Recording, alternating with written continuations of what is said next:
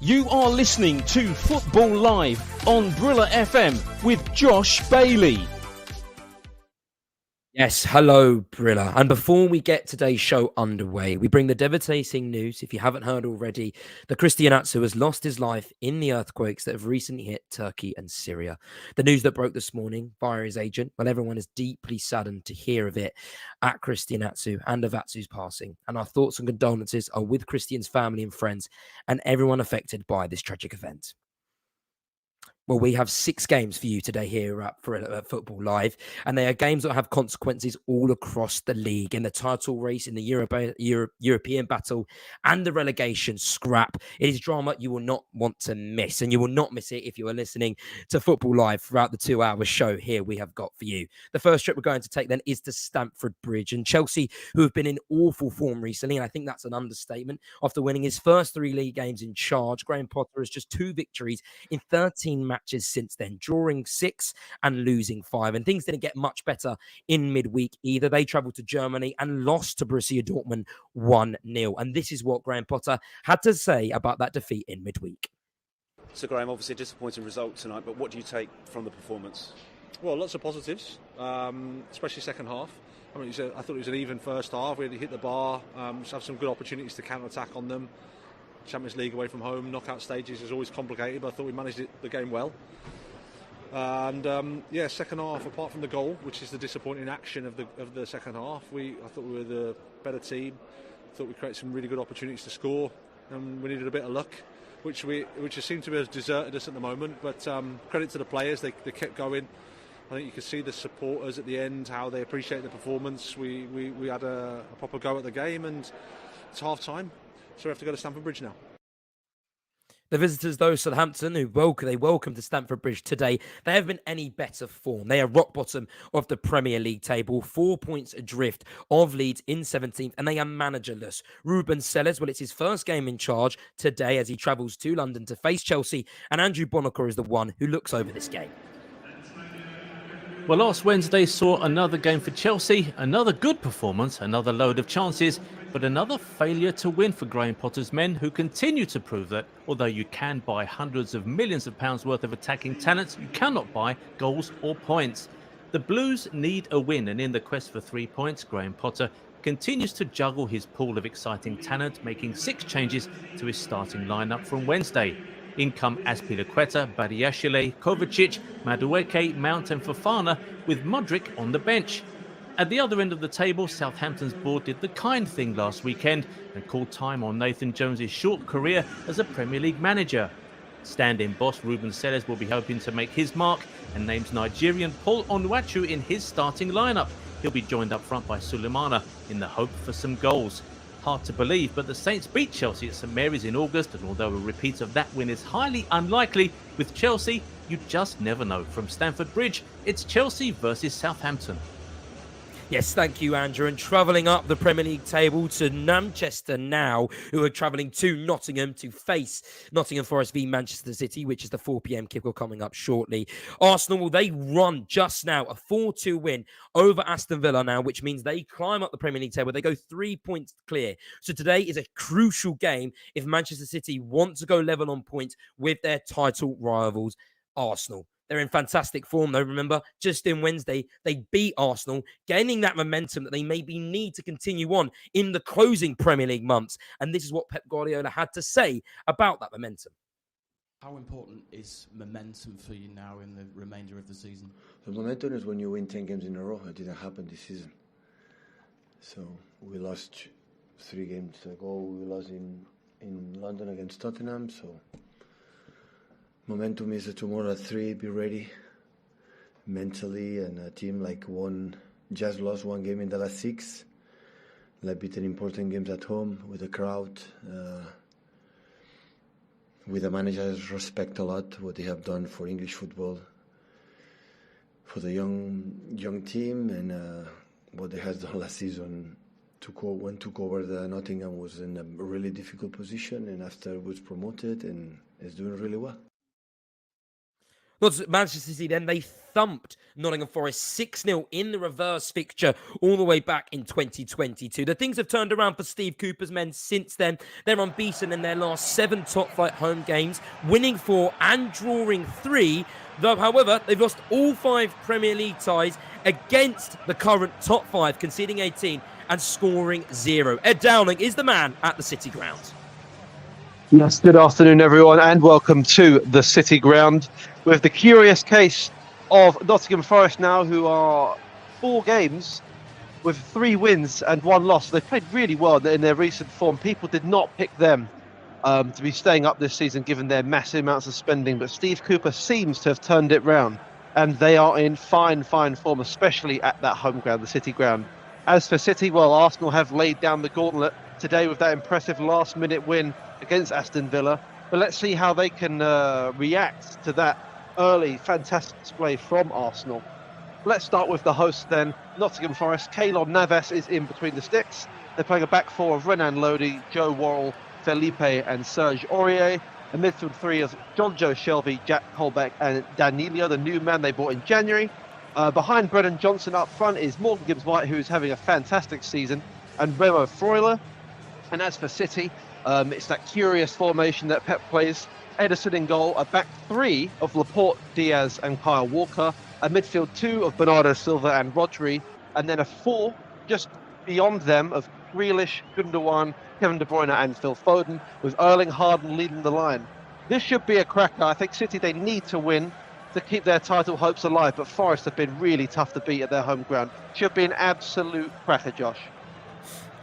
Ed, just a quick question on Manchester City. How crucial is this game for them? If they don't win today, they're 3 points off Arsenal, and Arsenal have a game in hand. So I know we're only in February, but this must be a massive game.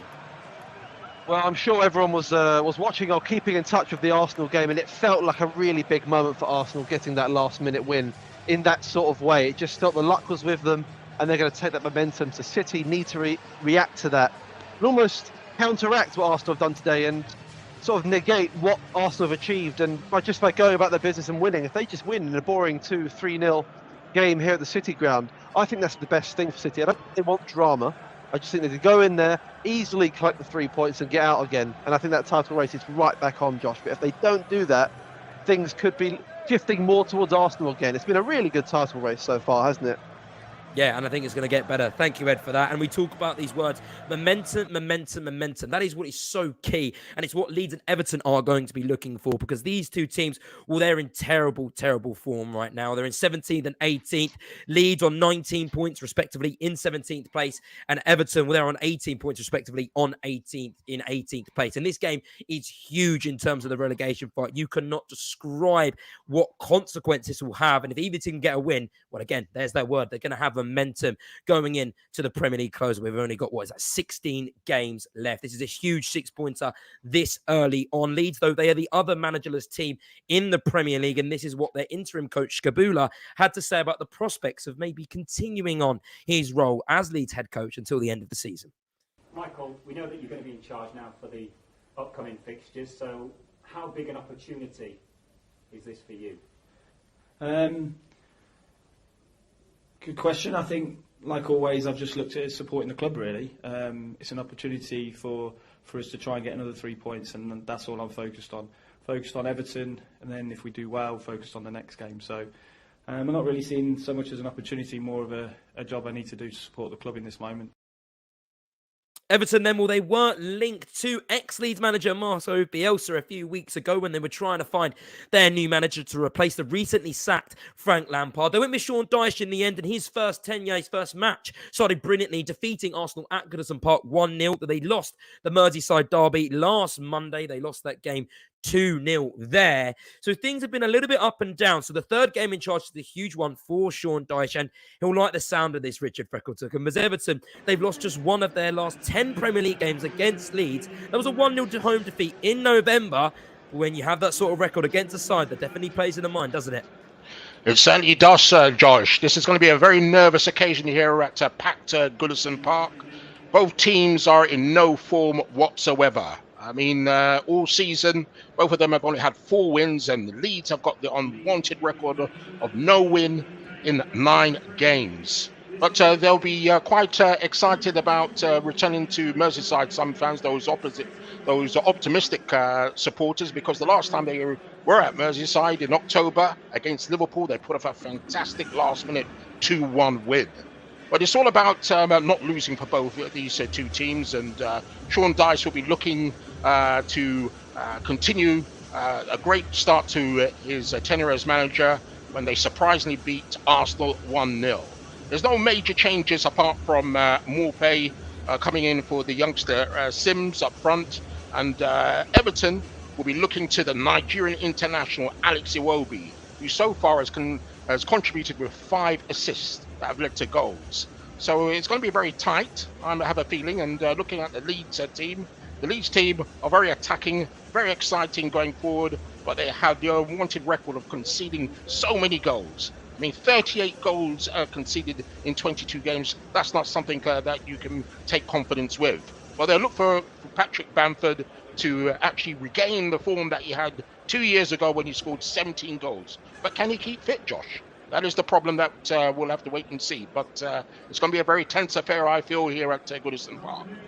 Yes, I can imagine Goodison Park is absolutely rocking. We saw it last year and we saw it this year. When a team comes to Merseyside, the blue side of Merseyside, well, their fans are there to welcome them, to give them a raucous welcoming. It's one of the hardest places to play football in England. But now on to one of the two hottest teams in the Premier League this season. It's Brighton and Fulham. Who thought we would be saying that come the start of this 2022-23 Premier League campaign? Both teams are 6th and 7th in the table. Brighton, they take up 6th on 35 points, but Fulham, they're right there with them. They are 7th on 35 points as well.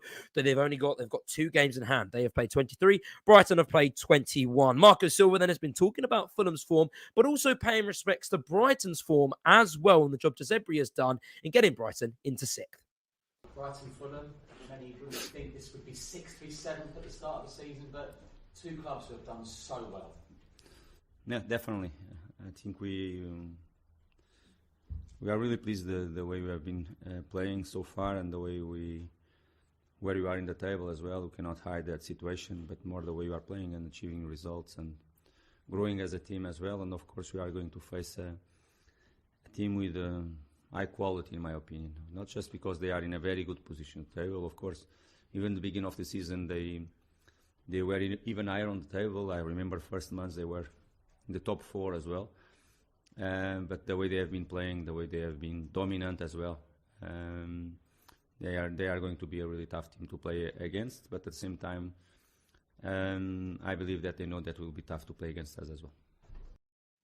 These are 2 teams that have met a lot, not only just in the Premier League, but in the Championship as well, and in League One. They met in the 3rd tier in 92-93, and the Cottagers, well, they're looking to complete their first league double over Brighton since then. But the good news, though, Fulham fans, you're unbeaten in all 5 Premier League fixtures with Brighton. So even though these 2 teams are in really hot form, Brighton, well, they have the worst record against Fulham out of any team in the Premier League, Pat Lorette. Yeah, I think so. And at the moment, I think they're both in good form, like you said. But let's say you said all you had to say about the teams, great teams. I think they're going for Europa League as well. Looking at the teams for you, let's go with Brighton first. It's Sanchez in goal, Espetan in left back, Dunk, Webster, Vietnam. Then you got Casella, Growth in the midfield. Then Matoma, McAllister, World Cup winner, March, and then you got Ferguson leading the line. As for Fulham, Leno in goal, Robinson, Rem, Diop, Tete, Palina, Reed. The 3 in midfield will be William, Pereira, Wilson, and Reed up top. I'm looking forward to this one with a minute to go to kick off.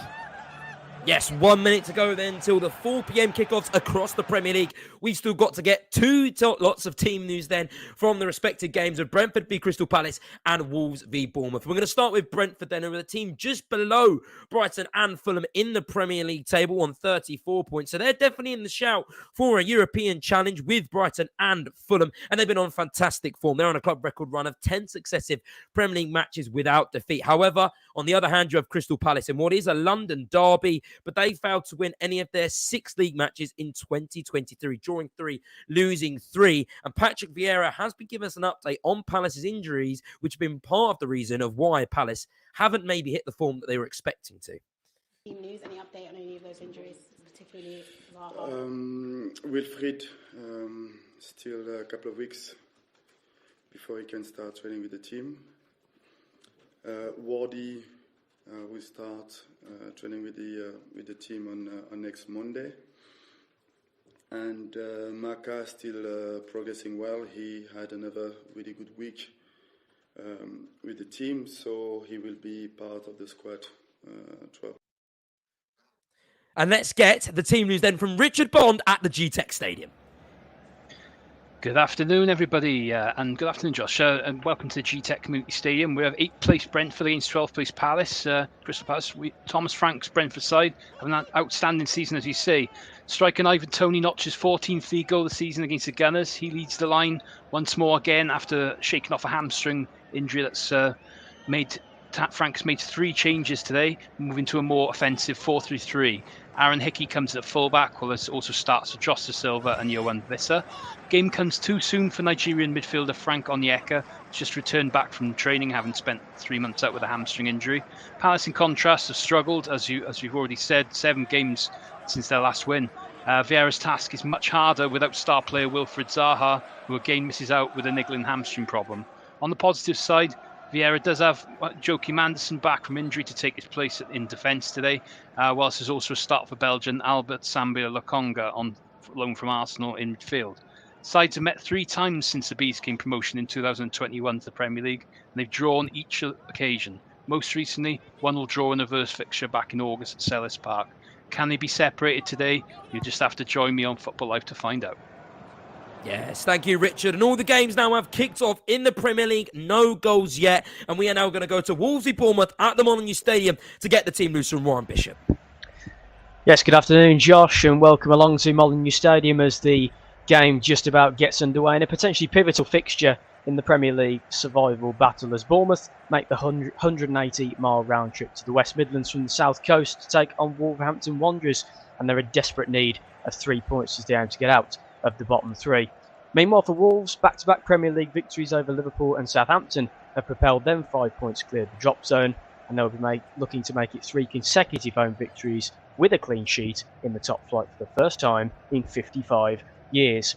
Moving on to the team news, Wolves make 2 changes from their victory at Southampton, as Hugo Bueno is rewarded with a start after a positive second-half contribution at Southampton, and Adama Traore replaces the suspended Mario Lemina. For Bournemouth, it's 1 change from their draw against Newcastle, with Marcus Tavernier coming in on the left-hand side for Jadon Anthony, and Marco Senesi, who scored in last week's draw, is fit enough to return to the starting 11. We've just got underway here. It's Wolves against Bournemouth. Yes, Warren Bishop then rounds up the team news for our 6 Premier League games today. You'll be getting all the chances, all the goals, all the incidents here on Football Live up to date. You do not want to miss this because it's going to be drama central. Though if you miss Football Live in the midweeks, if you want your Football Live fix, well, how about you follow us on social media? And if you're thinking, how do I do that? Well, have a listen to this. Don't forget to interact with us on social media here at Brilla FM, at Brilla FM 889 on Twitter, and on Facebook at 889 Brilla FM. Now we have an early chance at Stamford Bridge, and it's fallen the way to Chelsea. Andrew Bonacour. Almost straight from the kickoff, a real statement of intent from Chelsea. They're attacking relentlessly for the first couple of minutes of the game. The ball played down the right-hand side for Chelsea. It was Madueke who sent it in for Fofana, but the goalkeeper for Southampton, Bazunu, got there just ahead of the Chelsea striker. They're starting today as they did last week, but it's still Chelsea 0, Southampton 0. Andrew, what are your thoughts on Chelsea and Graham Potter in particular? Because Graham Potter has actually drawn 37% of his Premier League games in charge. And that's a percentage only exceeded by Alex McLeish. So he has probably one of the worst drawing records out of any Premier League manager. That was an issue with Brighton. That seems to be an issue with Chelsea scoring goals. What are your thoughts on that? Yeah, it's interesting how he's managed to translate the problems he had in his previous job to Chelsea. And when you're a manager and when you get fired or you're in danger of the sack, the 2 things you hope for are support in terms of financial support and buying players, and support in terms of being given time.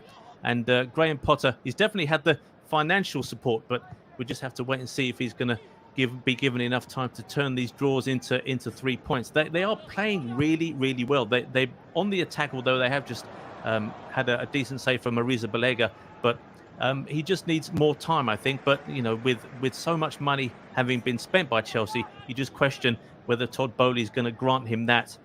But as you say, he's definitely got to turn some of those points into 3 points. We didn't give Tuchel much time, did he? And well, let's see if he gives Graham Potter any much more time if that form continues. Yes, thank you, Andrew. And off to the Amex Stadium next to a Brighton team who have actually scored more top-flight goals in Brighton than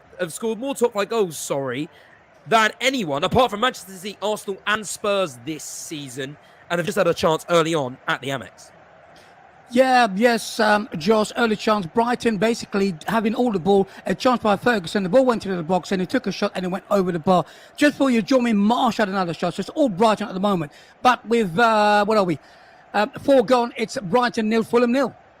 Yes, thank you, Pat. And obviously here on Football Live, we give you, not cover, but, we keep you up to date on all the games around Europe as well. In the French League, Nice and Reims, they start at 5 o'clock, and Strasbourg and Angers, they start at 9. This we've got Bochum and Freiburg. They are currently 0-0, 35 minutes into that game, along with the other games in the German Bundesliga. Mönchengladbach and Bayern. Bayern are down to a red card in that game, and they have just scored to level things up. So that is now 1-1, even though they are down to 10 men. Stuttgart, they are beating FC Cologne 1-0, and Wolfsburg, they are losing to RB Leipzig 1-0 in that game. And at 6:30, Frankfurt, they come up against Bremen.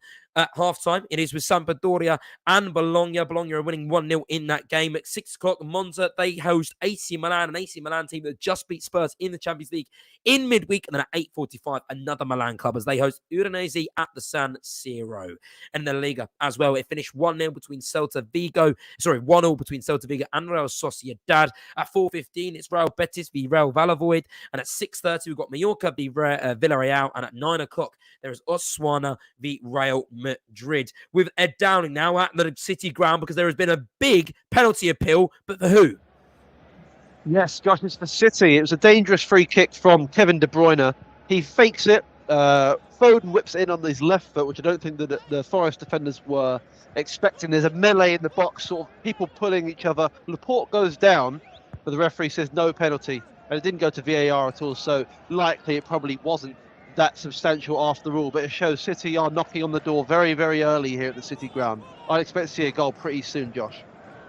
Yes, well, City, they know they mean business. They need to win that game because they will go level on points with Arsenal. That is a huge, huge game between Nottingham Forest and Manchester City. Back to Stamford Bridge we go, though. Koulibaly has had a really rough time since moving from Napoli to London, and he's just had a really bad challenge, which is giving him a yellow card. Yeah, he's received a yellow for an awful challenge. It was on Onuachu, funnily enough, and the ball was just bouncing around. Koulibaly got his boot to it first. After he managed to clear the ball, as he put his foot back down, he just stamped. He dragged his studs all the way down Onuachu's right thigh, and there was no VAR review, which was a bit of a surprise. I feel if they had reviewed that, they may have considered that the referee had been a bit too lenient. It could easily have been a red card for Koulibaly, but still at the Bridge, it's Chelsea 0, Southampton 0. 0-0 there, but there's just been a goal-mouth scramble from a Wolves corner, which could have seen Wolves take the lead. Yes, João Moutinho whipped in the corner from the left-hand side. Terrible goalkeeping from the Bournemouth keeper Neto. Goalmouth scramble. Craig Dawson tries to prod it at goal. It's blocked away, and then it's an upwards clearance, I think, from Stevens. Nunes then tries to get his foot on it, but it's again blocked away. Terrible defending really for Bournemouth in the end, but somehow Wolves don't manage to score. It's been a frenetic game, end-to-end stuff. Mateus Cunha looking very lively for Wolves up front, but 7.5 minutes gone. It remains Wolves 0, Bournemouth 0. Warren, how impressed have you been with the job that Julian Lopetegui has done at Wolves? They've now won 3 of their last 4 top-flight fixtures, and only Manchester City have better form during that period. He's completely turning the ship around at Wolves, isn't he? Yes, he definitely is. I think one stat that you need to bear in mind is that Wolves have managed as many wins under Lopetegui in their last 4 games as they had in their previous 25. So you can see that the fantastic job he's done to come into this football club and turn the results around. He's got a system that suits the Wolves players, and then most importantly, they're winning the games against the teams around them. Of course, when you get bonus results like they did against Liverpool as well, it's going to help you in the long run. and particularly the acquisition of Craig Dawson at the back. They've been very smart in the transfer window. He offers a lot of presence from set pieces. So the team is finally coming together under Lopetegui, and I fully expect them to stay up the season. Yes, thank you, Warren. 10 minutes gone then in pretty much every game. But I'm saying that it was about this 0-0 everywhere. But Manchester City have just had a huge chance. So have it's Phil Foden again. He's on the other side. He's on the right side this time. And he comes in, he cuts it across the box. There's Jack Grealish. Very, very similar position, actually, to the goal he got against Arsenal in the week. But it gets blocked on the line from Joe Worrell. Really good stuff. That's what he's in the team to do. And Forest get away with one. But City are, as I said, they're not even knocking on the door. They're banging the door down at this point. It's only a matter of time before they're scoring at the moment. Well, we shouldn't be surprised because they have won their last 9 top-flight fixtures against newly promoted opposition. So really, we should be expecting a City win at the City ground. What about that? Well, now we're going to finally hear from Richard Freckleton, who is watching Everton v Leeds today. This is a huge relegation clash. So much consequence. A 6-pointer. What have the opening 10 minutes been like there, Richard? Yes, Josh, here at Goodison Park, it's Everton 0, Leeds 0. The legacy of Bielsa, the ex-Leeds manager, is still very much here. The possession from Leeds have been marvellous. They've forced Everton on the back foot. 2 corners have been produced with no end product so far. But if you're an Everton fan, you'll feel a little bit nervous, the amount of possession that Leeds have had so far. They're very bossing possession, and they look the more threatening of the 2 sides. The goalkeepers haven't been forced to make any saves so far, but it's very much, as I can see it, Leeds on top so far. But it's Everton 0, Leeds 0. Leeds on top, and Chelsea were on top. However, Southampton had just had a chance. They have indeed. Paul Onuachu is really causing them problems. Koulibaly already booked for a later scything challenge on him. But the ball played in from the left-hand side, and Onuachu rose above Kalidou Koulibaly, who, as you said, is really struggling this season. Got his header in, but he was just facing away from goal and couldn't quite head it backwards enough, and Kepa collected easily. But although Chelsea were very much on top in the opening few minutes, Southampton seems to have kind of managed to wrestle control back, and it's still Chelsea 0, Southampton 0. Do remember that Southampton actually beat the Blues in the reverse fixture all the way back in October. I think they won that game 2-1, I want to say. I'm going to have a look now. Yeah, they did. They won that game 2-1 in August. So this could result in back-to-back defeats for Chelsea against Southampton for the first time since December 1993. In 1998, though, when they did the double over them again, Alan Shearer played then. He was 17, making his league debut. We're going to go to Brentford now because we haven't heard from Richard Bond. And Brentford did have a chance a few minutes ago. Yes, well, it's still Brentford 0, Crystal Palace 0, but it's been an entertaining start to this one. We've had a couple of chances for either side as such. You know, one really good chance for Brentford, though. It was a really good ball in from, it was a long throw from the right-hand side, thrown in, got absolute manic defending from Palace in their own box there, and it was Josh Da Silva who tried to get on the end of it. He just poked it wide of the post. Big chance there. Palace have looked lively as well. You know, they've tried to get forward. Jordan Ayew looked very lively up there. Ben Mee got in the book very early after going in strong on him. But at the moment, though, looks like we could have a go or two in this one, maybe. You never know. It's Brentford 0, Palace 0 so far with 50 minutes to go. Richard, how worried are you about Crystal Palace and their form? You know, they're without a victory in 13 of their Premier League encounters this season against teams currently in the top half of the table. That's bad form. Do you see them kind of getting sucked into the relegation fight, or do you think they'll probably have enough quality in managers and players to avoid that?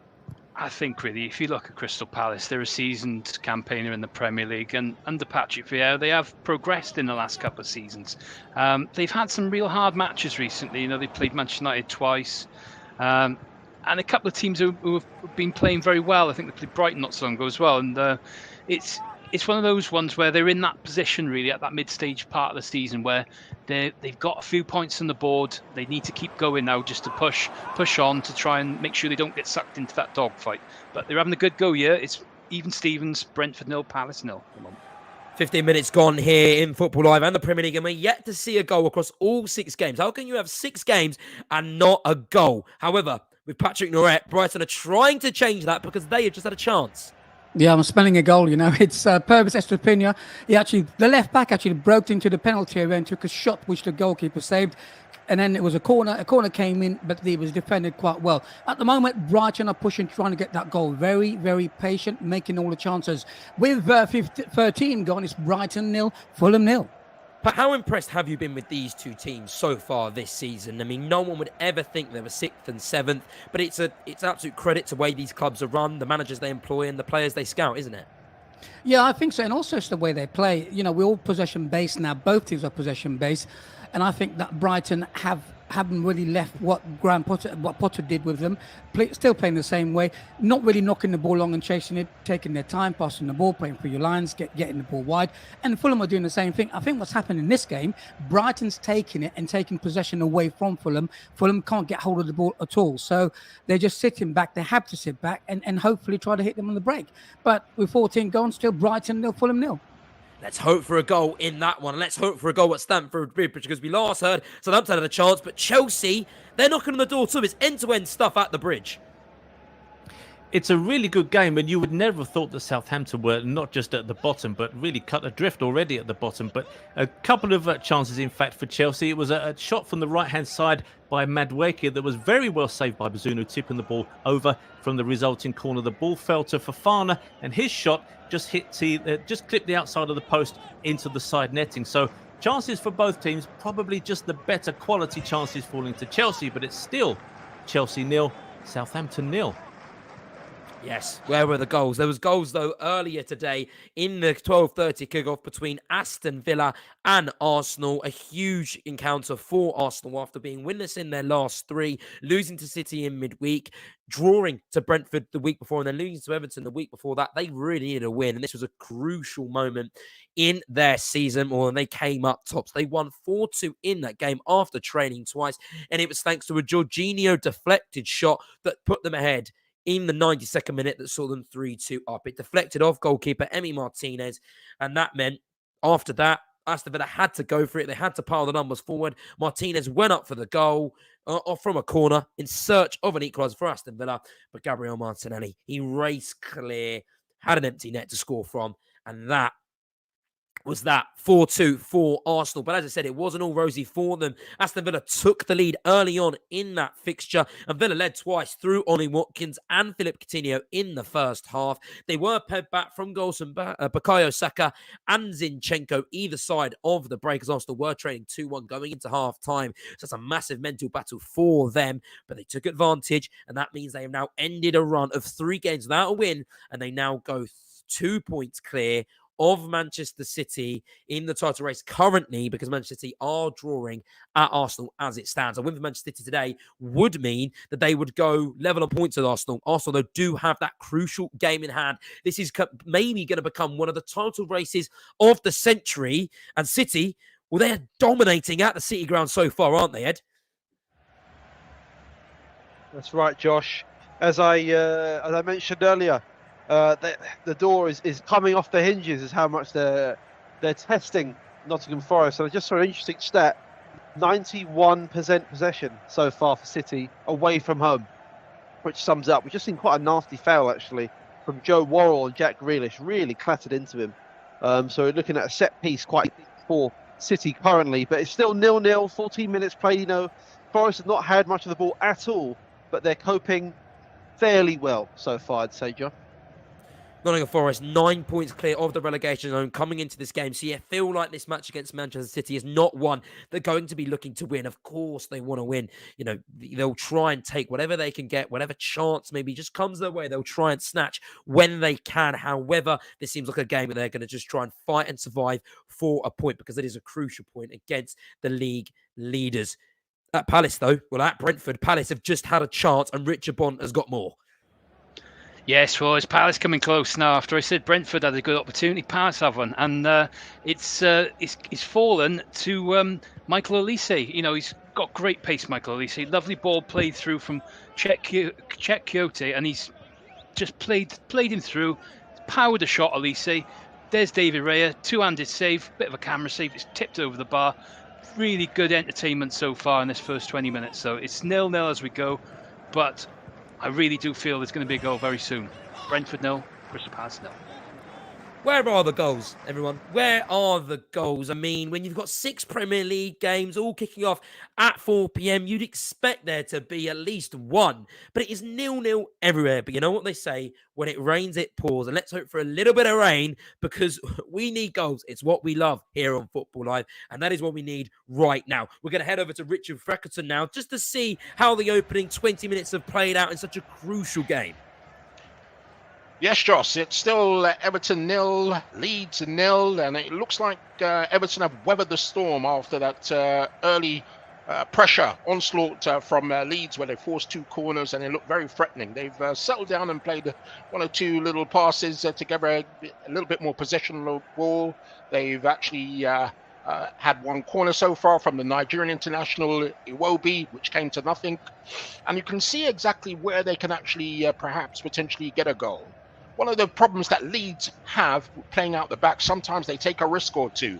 And I saw that just a moment or two ago, where playing from the back, they gave the ball away out from about 30 yards, and Morpay had a crack on goal, which was blocked. So sometimes playing that kind of risque game from the back can lead into trouble. But both goalkeepers haven't had any saves to make so far. So it's pretty much cagey at the moment. And we're looking for more goal-mouth action. But you can see exactly where Everton perhaps could get a goal from. A mistake from Leeds. But so far at the moment, it's still Everton 0, Leeds 0. Occasionally a affair which you might expect because Everton, they've lost 12 of their past 16 matches in all competition, and Leeds, well, they haven't been any better. They have failed actually, well, they've only just won 4 of their last 22 Premier League fixtures in this campaign. They're joint viewers at this stage of any league campaign. The last time it happened, you want to look away now, Leeds fans, because the last time that happened was in 2003 and 2004 when they were relegated from the top flight. They've been in awful form. They haven't got a manager, and things aren't looking great for Leeds, especially if they lose that game. So no wonder it's a 0-0. Both teams, they just don't want to lose. A loss is much more devastating than probably 3 points for either team. We're off to Warren Bishop now because Wolves, they have just had a really, really big chance. Yes, almost as if a carbon copy to the game that's happening at Goodison Park. You feel like a Bournemouth mistake is going to let Wolves in because they're so dominant in this game. They've had nearly 70% of the ball, and it was an error from Senese, the Bournemouth centre-half. He slipped over when trying to feed a pass, and it fell straight to Nelson Semedo, who was able to break into the box and square the ball across for Pablo Sarabia, the PSG, ex-PSG winger rather. But his shot was brilliantly deflected behind by Jack Stevens. Like I've just said, Wolves dominating the ball. Bournemouth on a quick counter-attack there, however. Tavernier plays it wide to Solanke, but his first touch lets him down. So a very similar pattern. We're just looking for that little bit of quality in the final third to get the opening goal here. But 21 minutes on the clock. It's Wolves 0, Bournemouth 0. That's another game at Molineux that has huge implications in terms of the relegation fight. Wolves there on 15th with 23 points. Bournemouth there on 19th with 18 points. They've been an awful storm so far. They've actually got the worst record out of any Premier League team with just 2 points and 2 goals since the World Cup regime. That's the worst record out of any Premier League team. So to win today, even though Wolves have been clawing themselves out of that relegation zone, well, they can go 5 points, or they can cut that 5-point gap to 2 points. So this is a huge, huge opportunity for Bournemouth to claw some points back and the relegation scrap. We're going to head off to Andrew now, though, just to give us an update on the Chelsea-Southampton game that has seen both sides have opportunities in the opening 25 minutes. We have had chances for both sides, but it's just getting a little bit scrappy. João Felix with a couple of niggly little fouls in the Southampton half, but anything that Southampton are doing coming forward is everything is going through Paul Onuachu. Koulibaly and Badiashile are really struggling to handle him. He moves from one to the other, and they have to make sure that they keep that line of communication open and loud between them because they have to hand him over. If he manages to find space in between them, especially in the air, he's going to cause them a great deal of problems. But as I say, just a slight drop-off in terms of the level of quality here. But still, at the bridge, it remains Chelsea 0, Southampton 0. Andrew, it's been well covered every single week about Chelsea's new signings. Do you think the Graham Potter deserves the benefit of the doubt in terms of, he's got all these new players. These are going to take time to gel. So you think because of that, Graham Potter has been bought time by Ted Bowley? I think he has. You can't really expect to have that many. It's not just the cost of those players. It's the sheer numbers of players that have come in, and it was something that we said at the start of the season about Steve Cooper at Forest. Like, how are you going to get that many new faces to gel properly? And Graham Potter really has a more luxurious version of that problem, if you like, on his own hands. So, having given him so much new talent at his disposal, he only has 11 players that he can pick for any given game. So he needs time to have a look at each of these players, maybe do a bit of work on his own system. So I think if you're going to give him that many new players, it would be unwise, in my opinion at least, to not give him the time to the end of the season to get those players to gel. That there apparently is a belief in the Chelsea squad that they can do really well, especially in the Champions League. And bearing in mind they are a goal down already against Dortmund, it will be interesting to see how he manages to turn that around. But he's got to get a decent run, not just of performances together, but he's got to start getting some wins together. And this is his best chance for a while. Southampton adrift at the bottom of the league, but so far they're going toe-to-toe. It's still 0-0 here. I mean, interesting you say that, Andrew, because Reece James earlier this week said that there's no trophy that Chelsea can't win. I mean, they've won trophies recently, but that's just an interesting kind of insight into the mentality of Reece James and the fellow Chelsea players in that camp. Manchester United, though, they aren't playing today. However, they have been in the news. When they aren't they in the news, but particularly yesterday, because yesterday was the final day that anyone could bid for the takeover of Manchester United after the Glazers are selling the club. And Manchester United, they didn't just receive one bid, but they received two bids. One was from Qatar, and it was from Sheikh Al Thani, who bid for 100% control of Manchester United. In the statement, he said the following. He said, the bid plans to return the club to its former glories, both on and off the pitch, and above all, will seek to place the fans at the heart of Manchester United Football Club once more. The bid will be completely debt-free via Sheikh Kassim's 992 Foundation, which will look to invest in football teams, the training centre, the stadium, wider infrastructure, the fan experience, and the communities the club supports. The vision of the bid is for Manchester United Football Club to be renowned for footballing excellence and regarded as one of the greatest football clubs in the world. And then said more details of the bid will be released when appropriate, and if and when the bid process develops. That's exactly what Manchester United fans will want to hear. They want an owner that puts them first after years of pain under the Glazers and maybe being mistreated, as they say. Now, if this bid does become successful for Sheikh Al Thani, well, this could be the Manchester United that those fans have wanted to see. Sheikh is worth $335 billion. Though, again, there has been no official release or bid. At the same day, though, late last night, Sir Jim Ratcliffe, who is the owner of this company called Ineos, the Ineos Group, he also submitted a bid to buy Manchester United. He has been a lifelong fan of the club. And again, no official release of the bid, though he is worth $15.2 billion. A lot far less than Sheikh Al Thani. So you've got to think if a bidding war was to take place, Sir Jim Ratcliffe wouldn't be able to keep up with the likes of Qatar. We'll see, though. We'll see how it develops. But whatever happens, Manchester United, come the end of this Premier League season or in the Premier League season, will have new owners of their football club. And that is exactly what they want. We're now going to go to Ed Dowlinger, who is the other side of Manchester today, covering Manchester City at the City Ground, who are facing Nottingham Forest. They've had 91% possession in that game, but we're yet to see a goal. What's going wrong, Ed? Yeah, it's toothless, I should say, but the chances that City are creating, there's only been one really good chance, I'd say. I've rarely watched a Premier League game where the entirety of the games have either been played in the Nottingham Forest half. They're not even touching the ball. City are just fizzing it about and trying, as they do, for that opening, but they haven't found it yet. So we'll see if they try and change it up, try something new. Obviously, they're going down the similar avenues, going to Grealish on the left, who's been fouled about 3 or 4 times by Sergio Aurier in the first 26 minutes alone. So you can imagine he's in for a long afternoon himself. But yeah, it's all looking a bit toothless. But we'll see. City, they just need one good opportunity, and they put that away, and then Forest have got a real challenge on their hands. But 27 minutes gone, it is goalless at the City Ground. Ed, how do you think the blue side of Manchester will be reacting to the news of the Manchester United takeover, especially the bid of Sheikh Al Thani? Because he is very rich. He will clearly, from his statement, be investing a lot into Manchester United. I think, as the old saying goes, if you can't beat them, join them, and that really does seem the case in terms of trying to compete with Manchester City on the financial level. It's a tricky one if you're a City fan, because obviously you don't want your rivals to strengthen in the way you've done. City have had untold success from the sort of investment from that part of the world and that sort of style of investment, if you like. So they kind of know already what United are in for, which might be a scary prospect. They want to be the ones in the top. They want to be the best team in the country and in Manchester. So City fans are going to be looking at that and thinking, what can we do? Because that's going to bring Man United already up to their financial level. And then who knows where they can go from there, because Manchester United are a far bigger institution, if you like, than Manchester City at this point in time. So I think they're going to be scared, Josh, truth be told. But for the time being, City, I believe, are still the best team in Manchester for now. Yes, well, it's going to be very interesting to see how it develops out. Money, Premier League clubs, they're absolutely flowing with it. And one team that's flowing with it is Chelsea. They've obviously spent so much money on players. It hasn't gone according to plan so far that they're creating some chances against Southampton.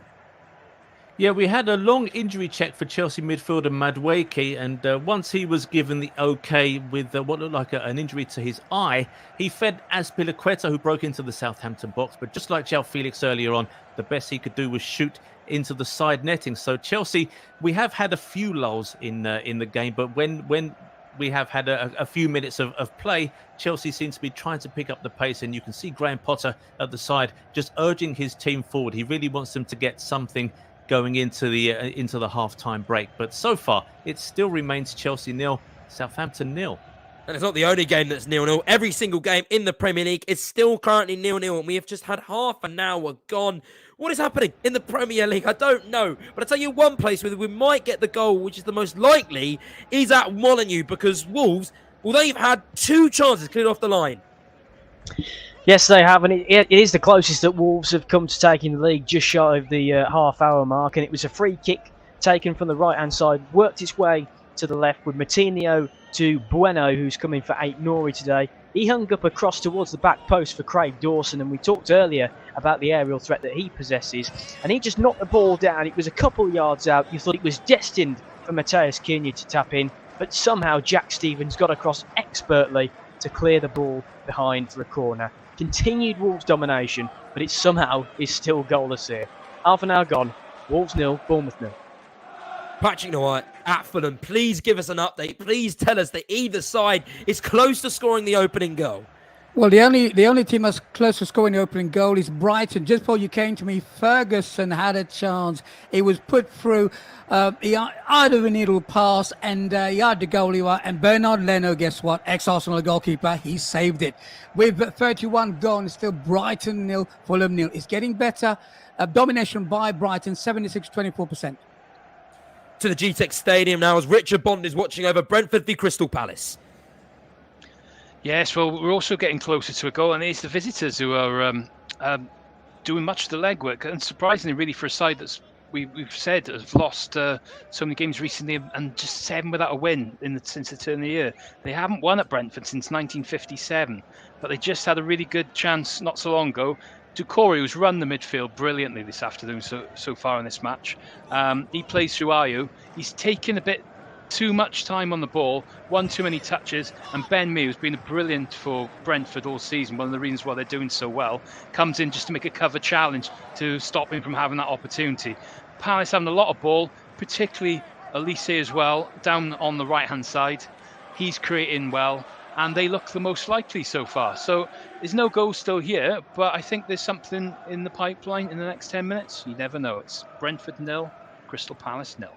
And Crystal Palace, they're not going to want to fall behind in that game, because Brentford, they're unbeaten in 21 games in which Thomas Frank's side has taken the lead in that fixture. So Crystal Palace, if they want to win that game, they don't want to fall behind. But on that, Crystal Palace are also really good at coming behind. They have won 14 points from losing positions in the Premier League this season, a joint high with Tottenham. That game just does really, really smell of a draw, doesn't it? Considering what Richard Bond has just told us there. Talking of draws, Everton and Leeds, they are 0-0 currently.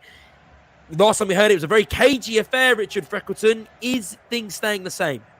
Yes, Josh, you've just missed a great chance from Onana of Everton on the edge of the box. It was a great build-up. It was great work from Gay down the right.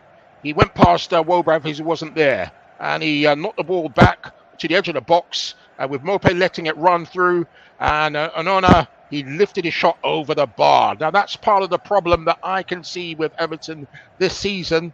They just don't have a goal scorer to put those chances away. Only 16 goals, as I said previously earlier on in the season, and that's just not good enough. And then almost straight away, Leeds hit back on their counter-attack, and they had a shot put wide by Harrison from the edge of the box, not hitting the target. So the game is opening up a little bit, and we'll have to see exactly if one of these two teams can take their chances when they come. But so far, it's Everton 0, Leeds 0. Yes, I mean, Everton, perfectly summed up there, Rich Freckleton. They do not score goals. They had the worst goal scoring record in the division this season with their 16 goals coming from only 10 players. Anthony Gordon, who's now left for Newcastle, Damari Gray, who I think is injured, maybe not too sure on that one, and Dwight McNeil have only the ones who have netted more than once. 3 players, one who has left, so only 2 players in the current squad that have netted more than 1 goal. They don't score goals. And Dominic Calvert-Lewin, who came back a few weeks ago against Arsenal when he's injured again. Sean Dyche said he'd be looking into the way Calvert-Lewin lives his life, seeing if there's any particular incidents in his lifestyle that are leading to these injuries. Sean Dyche isn't a man that you want in your case, is it? Calvert-Lewin is going to have to be looking over his shoulder. Once again, though, Football Live, we're only on the weekends. However, if you want to hear from us throughout the whole week, make sure you follow us on social media and listen to this to find out how. Don't forget to interact with us on social media here at Brilla FM, at Brilla FM 889 on Twitter, and on Facebook at 889 Brilla FM. Yes, do follow us there. We'd love you to interact. And don't forget as well to interact with FJ and the team, their halftime show, which is coming up at 52 past to 58 past 4. He'll be taking us through the halftime, all your comments, all your phone calls. He will be trying his best to read out loud. Though, as we say, we keep you up to date on all the scores around Europe and around kind of what everything is happening. So far, then, well, no kickoff in League 1. The latest kickoff will be at 5 o'clock between Nice and Reims. That game is going to kick off in 20 minutes.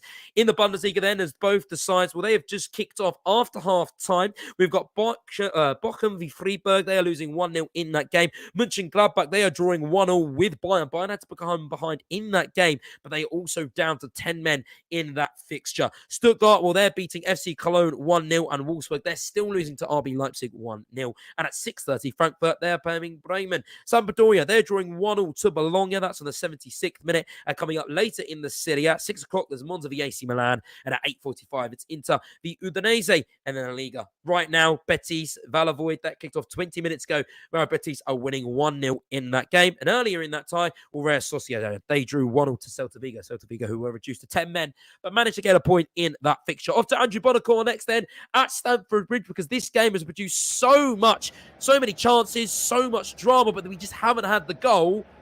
What's the last 10 minutes look like there, Andrew? Yeah, it's just starting to get scrappy, to be honest. Lots of niggly little fouls. I've got to say, João Felix, he's an absolute joy and a pleasure to watch, but he does love to trip players up. He just gets involved in kind of little personal battles with the opposing defenders and midfielders, and just, you know, as they get away from him, he just loves to trip them up. Southampton kind of struggling to create that many chances at the moment, but you kind of see Chelsea are having to keep the ball up front as much as they can, because when the ball does go to their centre halves especially, they really don't look comfortable on the ball, and 2 or 3 times they tried to play little triangles of passing with Kepa, and one of the central defenders has really struggled to clear the ball. And if Southampton press just a little bit more than they have done, maybe be a little bit less timid, they might actually get something from a mistake in the heart of that Chelsea defence. So with just under 10 minutes to go till half time at Stamford Bridge, it's still Chelsea 0, Southampton 0. We need a goal. We need a goal because we are only a couple of minutes away from half time and every Premier League fixture is 0-0. Stay with the Premier League now, but we're going to go to the referee side of the game and the fact that Lee Mason has departed as a video assistant referee by mutual consent, and the PGMOL has confirmed that yesterday. That is the Professional Game Match Officials. It was mutual consent, apparently, and Lee Mason, he was the referee last week that missed the Ivan Toney offside. That was the game that cost Arsenal a victory against Brentford. It meant Brentford pegged Arsenal back. It went to 1-1, and that is how it stayed. It cost Arsenal the victory, and Arsenal fans, they were absolutely livid. They were really, really angry. So was Mikel Arteta, though. He was fuming with the decision. Well, that anger and that kind of noise that the Arsenal team and fans and manager created has now seen Lee Mason depart the PGMOL by mutual consent. The statement read as follows. It said, Lee was a Premier League referee for 15 years and oversaw 287 top-flight matches during that time, with his last coming during the closing stages of the 21-2022 season. His full career in the professional game saw 51-year-old officiate in over 500 fixtures after he was progressed to the Football League in 1998. The PGMOL then continued and said, we would like to thank Lee for his dedicated service to the professional game and wish him all the best future. Yes, because it was last season that he left as a referee in the league, went to VAR, but now he's not going to be a manager at all. So that's huge. Referees being held accountable for their actions, and kind of the first sign we have seen that from Harold Rebb, who is head of the PGMOL. How many times can you say that word in a segment? I think I get the award for that. We're going to head over now to Ed Dowling, because Manchester City, Nottingham Forest is currently 0-0. Manchester City, we said they're sort of being toothless. Is that continuing, Ed?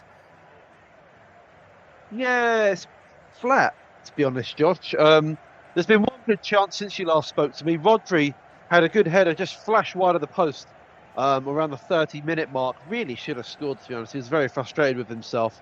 But it's all City domination, but not doing loads with the ball, which is slightly frustrating for the viewer, I can imagine.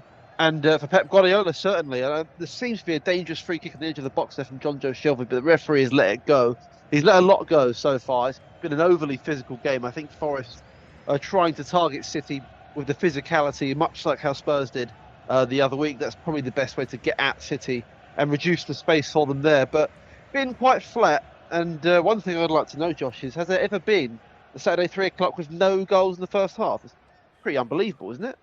Well, you say that because I don't think we're going to do it, because there has been a goal in the Premier League.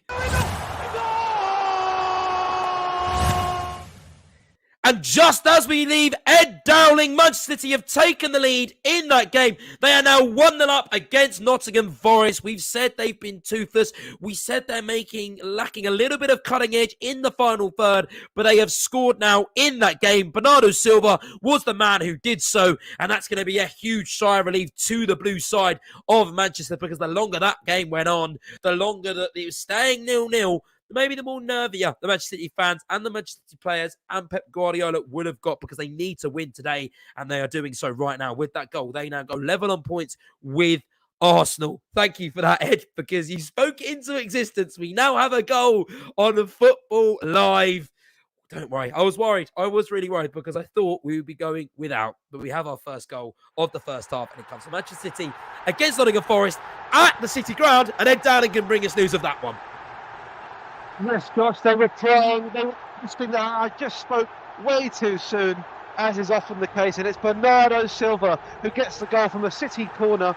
The ball comes in, there's a bit of a scramble, truth be told, and there he is to put his side 1-0 ahead just before the break. It's a really, really scrappy goal. I'm just looking at the replay here again. It comes out, it's not exactly what Forest would have wanted defensively from that. I think they could have done a bit better. But truth be told, City have deserved it. He's just hit it there from the outside of the box. It is actually a really, really stunning finish from Bernardo Silva. The ball just ricochets out to him. He hits it first time. It's much like Bukayo Saka's goal against Villa earlier today, funnily enough. And Pep Guardiola, you can see him saying wow there on the sidelines. Great stuff for City. 1-0 in ahead of the break. And they desperately needed that in the title race. Josh Bailey. Yes, thank you, Ed. That's a huge, huge goal for them. But, I mean, what do we say? When it rains, it pours, and we are currently having chances all over the place here across the Premier League. We're going to go over to Richard Freckerton now, because Everton, they're piling on the pressure, and they've just had 2 goal line clearances against Leeds. Yes, Josh, it's still Everton 0, Leeds 0, but 2 goal line clearances in the space of a few seconds. It was unbelievable, but it shows how determined Leeds are to keep a clean sheet and hang on and look to get at least a point here. I mean, it was a Cody header, which Wilbur cleared off the line, and then the ball came back where Mopé also from Winston McKennie cleared off the line as well. And then recently, a Tarkowski header was saved brilliantly by Messler in the Leeds goal from across from McNeil. McLean is like playing more of an influence into the game now, but I can see where the goal could potentially come from for Everton. Set pieces, crosses, they're piling on the pressure at the moment, and they could get some joy before half-time. But at the moment, it's Everton 0, Leeds 0. Yes, Everton, they really are upping the pressure. They're turning up the heat. And how long can Leeds last? Will they crack before the half-time whistle goes? They'll be begging for half-time there. Another team they're begging for half-time is Bournemouth because they are being thumped by Wolves. It's still 0-0 currently. The Wolves, they're looking really good. Yes, somehow it is still goalless here, but Wolves continue to ramp up the pressure. The ball, the first chance was worked to the right-hand side to Nelson Semedo, who got to the byline and whipped a fantastic cross into the box towards João Moutinho, but he couldn't keep his header down and it sailed well over the bar. Wolves are also getting a lot of joy down the left-hand side as well with Mateus Nunes. He plays an intricate ball into Pablo Sarabia, who lets the ball run across his body onto his left foot, and his cross-goal effort was palmed away to safety by the Bournemouth goalkeeper Neto. Bournemouth nearly took the lead themselves. It was a very cheeky effort from the corner from Dango Utaru, who looked to score from it and catch the Wolves goalkeeper Sarr out, but it did ripple the side netting. That's the closest Bournemouth have come. Wolves somehow have not scored despite their dominance, so just a minute before half-time, it remains Wolves 0, Bournemouth 0. To Richard Bond next, who is watching the Brentford Crystal Palace game at the GK Stadium, and the home team, they've just had a chance. Yes, well, Brentford have started coming back into this one now just before the break, and it's come to Brian Mbeumo, and he's just absolutely... Oh, it would have been a great goal if it had gone in. 25 yards out, he got played through by Norgard. He's just taken on a defender, he's just dropped the shoulder, gone past him, launched a right powerful effort, just past the left-hand post of Gaita, making his 150th appearance for Palace today. And, so close to that goal. We're so close, but we'll get one, I'm sure. It's still, though, goalless here. Brentford 0, Palace 0. 0-0 there, but we have another goal in the Premier League. And it has come at Stamford Bridge, but it has come for the away team. Southampton have taken a shock lead against Chelsea. They are now 1-0 in that game. We've asked questions about Chelsea and Graham Potter in the awful form that his side are in, and whether they're up to the task today. Well, facing bottom of the league, Southampton, they are now losing. It was James Ward-Prowse, and it was a free kick yet again. He now closes the gap to David Beckham in terms of the greatest goal-scoring free kick taker of all time. And he's so good at it. He is definitely in that conversation. He loves to score free kicks. Time and time and again, he saves his team, and he's put them in the lead at Chelsea. They are now 1-0 down in that game. That could be a shock result and a devastating one for Graham Potter and his men. If he loses today, how long has he got left? Because it's probably one of the worst defeats you can have. A team that are bottom of the Premier League to lose to them. Well, it's just not good, is it? And Southampton, well, they're seeing a bit of maybe the manager bounce, an interim manager bounce. Maybe James Ward-Prowse, their captain, saving them yet again. Chelsea and Southampton will be Andrew Bonacour when he sees the goal, and he has just seen it now. Andrew, tell us about it. Yeah, it was a James Ward-Prowse classic. There was a foul on a Southampton player, a good 25 yards out.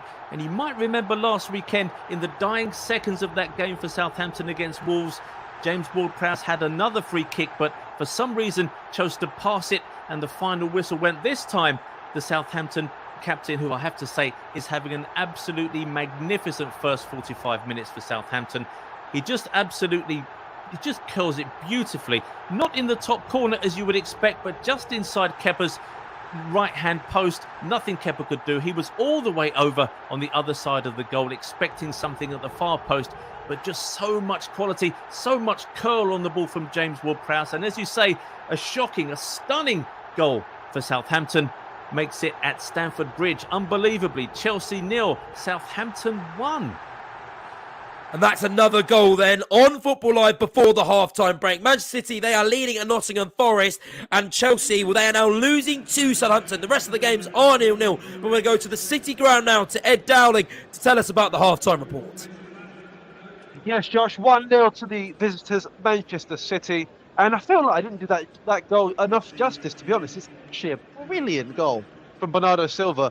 Jack Grealish, he waits on the edge of the box, he puts his foot on the ball, holds it up, plays a lovely little forward pass across the box to Bernardo Silva, who hits it first time, and it just flies into that top right corner. Keylor Navas, who you'd say is one of the better goalies in the world, absolutely no chance. City have dominated the ball. They've not created that many chances, but that's exactly what they needed, a moment of absolute quality. Forest have offered very, very little. Brennan Johnson has, ploughed some lone furrows on that top right bit of the pitch, but he hasn't really got anything on target yet. As for City, it's all about the next goal, making it 2-0, and I think they can just pass Forest to death, to be honest. But it's the exact sort of start that City wanted. It's 1-0 to the visitors here, half-time at the City ground. Half-time there, and half-time with Wolves at Molineux 2. It's 0-0 there. Yes, Wolves just shy of 70% possession, but they haven't been able to make it count so far. It is Wolves 0, Bournemouth 0. Incidentally, the last meeting between the two sides last year in August finished goalless, and it could well end up being that scoreline again if Wolves don't take their chances. The closest Wolves came was a goal line clearance off the line from Umar Samata as Neto flapped to the corner. Craig Dawson tried to pounce and turn it home, but it was cleared off the line. There was lots of joy down the left-hand side for Wolves as well, as Núñez played a lovely ball into Pablo Sarabia, but his cross goal effort was well kept out by the goalkeeper. Neto, the only chance Bournemouth have had is trying to score from a corner from Utara, who hit the side netting. Half-time here, Wolves 0, Bournemouth 0.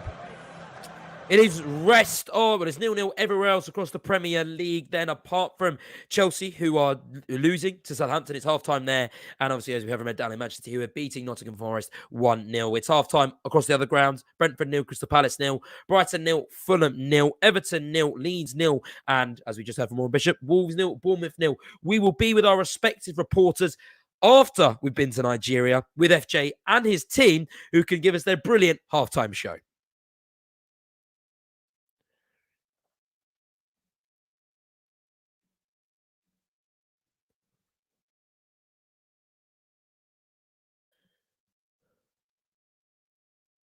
You are listening to Football Live on Brilla FM with Josh Bailey. Yes, thank you, FJ, for another entertaining halftime show. But I'm not Chris. I'm Josh. I was never away from an illness. I was expecting some halftime trivia. Where was it, FJ? I love your halftime trivia, but it wasn't there. Less said, but we'll crack on with this show then, because we've got a bunch of halftime reports to get through. And first, we're going to start at Stamford Bridge with Chelsea and Southampton. Chelsea, who have fallen behind to Southampton, James Ward-Prowse free kick. But before that, it was a brilliant game. Yeah, it was all Chelsea in the opening stages, but Southampton managed to pull things back and created some chances of their own, notably through Paul Onuachu, who has caused Koulibaly and Badiashile a great deal of problems. Indeed, Chelsea were lucky not to go a man down early on, where Koulibaly raked his studs down Onuachu's thigh. For Chelsea, Fofana and Azpilicueta have both had shots into the side netting, but there's been a real lack of quality in attack so far from the Blues.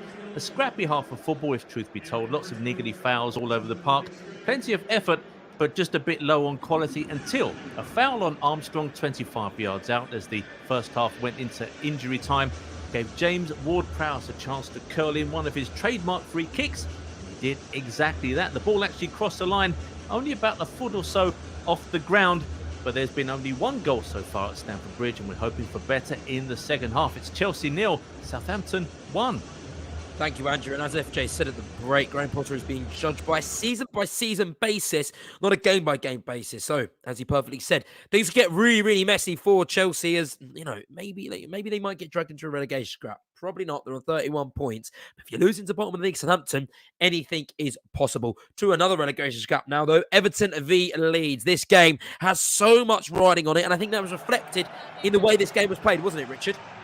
Very much so, Josh. Here at halftime, it's still Everton 0, Leeds 0. But what a fiery end to the game it became. And it was needlessly so for Decore to actually get involved with a late challenge that McNeil, his colleague, had on Tyler Adams, which resulted in chaos, absolute chaos. It resulted in 4 players getting booked. A lot of shoving going on from Decore, and that led to a little bit of a melee, where 4 players, as I said, ended up getting yellow cards. But I think the new manager, Dice, of Everton, will be a lot more happier than the Leeds were boss, because at the end of it, they had 54% of possession after a very tame, slow start. And as I said previously, 2 clearances off the line in a space of a few seconds, which shows that Leeds really are putting their bodies on the line to ensure that they get something from this game.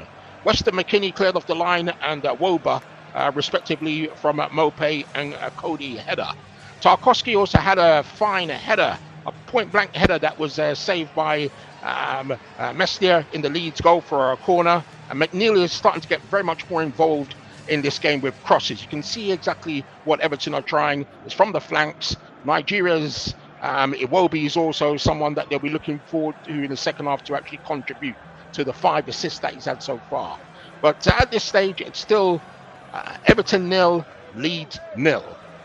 A game that is perfectly in the balance for an explosion in the second half. So we're going to be keeping a close eye on that one, because it just seems like both sides holding some back in the first half, but they're going to be ready to go in the second half. Talking to 2 sides that may be holding stuff back, it's off to the London derby now. Brentford v Crystal Palace. This game was ended 0-0 in the last 3 times this team has met. If it ends 0-0 once more, they can become the only Premier League matchup in history which the first full meeting has ended in a draw. So there's no surprise that right now it is a draw, right, Richard Pond? Well, I don't think it's going to be a draw today. I have a feeling we're going to get some goals here in the second half. Now, it's Brentford 0, Palace 0 at half-time. It's goalless here in West London, both sides, and 3 shots on target in that first half. Brentford's best moments will actually come with efforts off target. Norgard and Mbuemo both going close past the same left-hand post. So at least he's looked more dangerous player for Palace. He brought a good one-handed save from Raya in the visiting goal. That was a good chance for them. It's been little from Ivan Toney. We'd look to probably see a bit more from him. Brentford fans definitely would be in the second half to get this game going. It's been quite feisty, with both teams very committed into the challenge, and both not afraid to go forward in their attack. So Brentford, though, are a tough egg to crack here at the G-Tech. They've only lost once here this season, taking points off United, Chelsea and Liverpool, so they won't be pushed aside easy. Sure, though, there's plenty more action, twists and turns in the second half, though. I'm confident. It's Brentford 0, Palace 0 at the moment. But for how long, Josh? How long for? We're going to be sticking in London now as we just go a little bit further down to Fulham, then to the west of London, who have welcomed Brighton. Sorry, we're going to go to Brighton. They're not playing at Fulham. We're going to go a bit further down London, to the south coast, and we're going to go to the Amex Stadium, where Fulham are visiting Brighton Hove Albion. And Pat Norway has been watching that one. I was just quite sure where I was then. Josh really confused me. Anyway, it's one of those games whereby it's one-way traffic all the time. Brighton's had 59% to 41% possession. They've had 7 goal attempts, 2 goals on goal, 2 shots off goal, 3 blocked shots. That could have been 3 goals, 7 free kicks. All in all, if Fulham don't do anything in the second half, right, they're going to lose this game, because I don't think it's them staying behind. I just think that they're trying to Brighton are dominating the game. But out of half-time, it's Brighton 0, Fulham 0. That really is an interesting game, because both sides are so evenly matched. Both sides have been playing so brilliantly. So it's going to be a game of small margins. Actually, it's one of the most interesting games we do have on Football Live. Both teams, they might not have the big names, they might not have the big managers, but they both play fantastic football, and that's reflected in the fact that, the Seagulls, they're unbeaten their last 9 Premier League home games against promoted sides, and have kept a clean sheet in their last 7, while Fulham, their tally of 35 points is the most by a new promoted side after 23 games of a Premier League season since Wigan's 37 in 05-06. Around the Premier League, then, we've had kickoffs at Manchester City and Nottingham Forest. We're 1 minute into that game. We've had kickoff against Wolverhampton v Bournemouth. That is 0-0, as Warren Bishop. We heard from Warren Bishop before the break with FJ. That has just kicked off there. And we have also just had kickoff at Everton and Leeds, and Brentford v Crystal Palace. And as well, Brighton v Fulham 2. Though just for Southampton, the team's still in the locker room, but they are just coming up now, so we're going to get to those shortly. Around Europe then as well, we've seen loads of scores everywhere. Nice and Reims, that has just kicked off. That's 0-0 so far. They've been in 5 minutes. Freiburg, they have doubled their advantage at Bochum. They are now 2-0 up. Borussia Mönchengladbach, they're going to be on for one of the shock of the day because they are beating Bayern Munich 2-1, and that could be a huge, huge result in terms of the Bundesliga title race because it's really tight at the top. Dortmund, Bayern, and Union Berlin all going for the coveted trophy in the Bundesliga, and Bayern leads today. Well, that's a huge game. Stuttgart, they have doubled their advantage. They're now 3-0 up against FC Cologne, and Wolfsburg, they're still losing 1-0 to Freiburg. Bologna, they beat Sampdoria 2-1, snatching a last-minute winner in that game to win that. And Real Betis, they've been pegged back against Real Valladolid. That's going to half-time, but it's currently 1-1 in that game. Right, shall we go around some of the Premier League grounds and get an update from everyone? We're going to go to the City ground first. Now, we're Nottingham Forest v Manchester City. Bernardo Silva put City 1-0 up just before half-time, so we're looking to take some of that momentum into the second half. Yes, momentum, as we said before, Josh.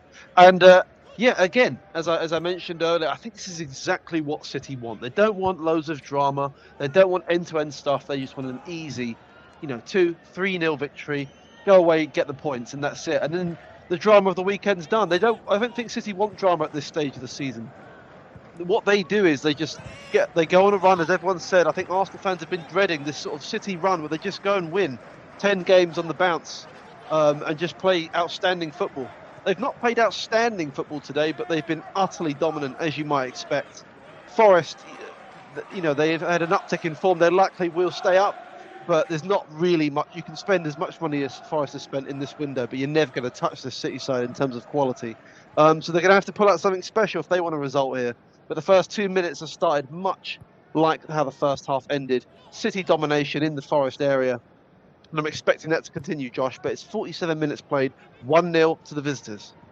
A team that is playing fantastically so far in that first half is Wolves. They didn't get a goal against Bournemouth, which is a surprise because their away record in the division is the worst in the league. They've won just once in 11 attempts and conceded 7 goals. That's more than any other team. And really, it should just be a matter of time before Wolves score. However, I say that there has been a goal in that game.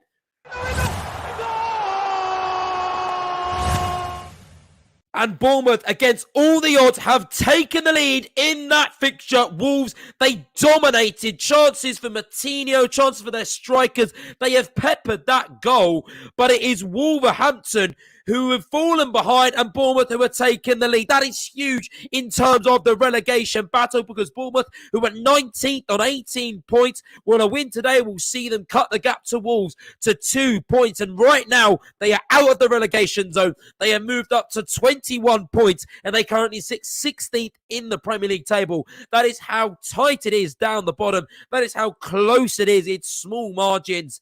And, well, it's definitely small margins today because Bournemouth, they are now 1-0 up in that fixture. And we will be with Warren Bishop shortly to tell us more about that goal. A huge, huge goal. We're going to go back to Manchester City now because there has just been a huge chance for them. Oh, my word, Josh. I cannot believe how Phil Foden has not made this 2-0. He's released by Bernardo Silva. He's one-on-one with the goalie. There's acres of space. He's about 30 yards out. There's no one there. Erling Haaland is an option to his left. The XG must have been like 1 for this goal. But as he's trying to poke it out of his feet to square it to Erling Haaland, he seems to trip and stumble, and the ball just sort of dribbles towards Neves. It's a shocking way to execute that chance. And Forest have got very, very lucky because that goes in. I think this is game, set, and match for them. But I can't believe it, Josh. I cannot believe my eyes there. 49 minutes gone. It should be 2-0, but it's 1-0. Nottingham Forest, they still have hope in that vision. Manchester City aren't taking their chances. Bournemouth, though, they are taking their chances. And tell us more about this goal, Warren Bishop. Well, against all the odds, Bournemouth have taken the lead. They've had 32% possession, not a single shot on target up to this point, but they have stunned Wolves to take the lead.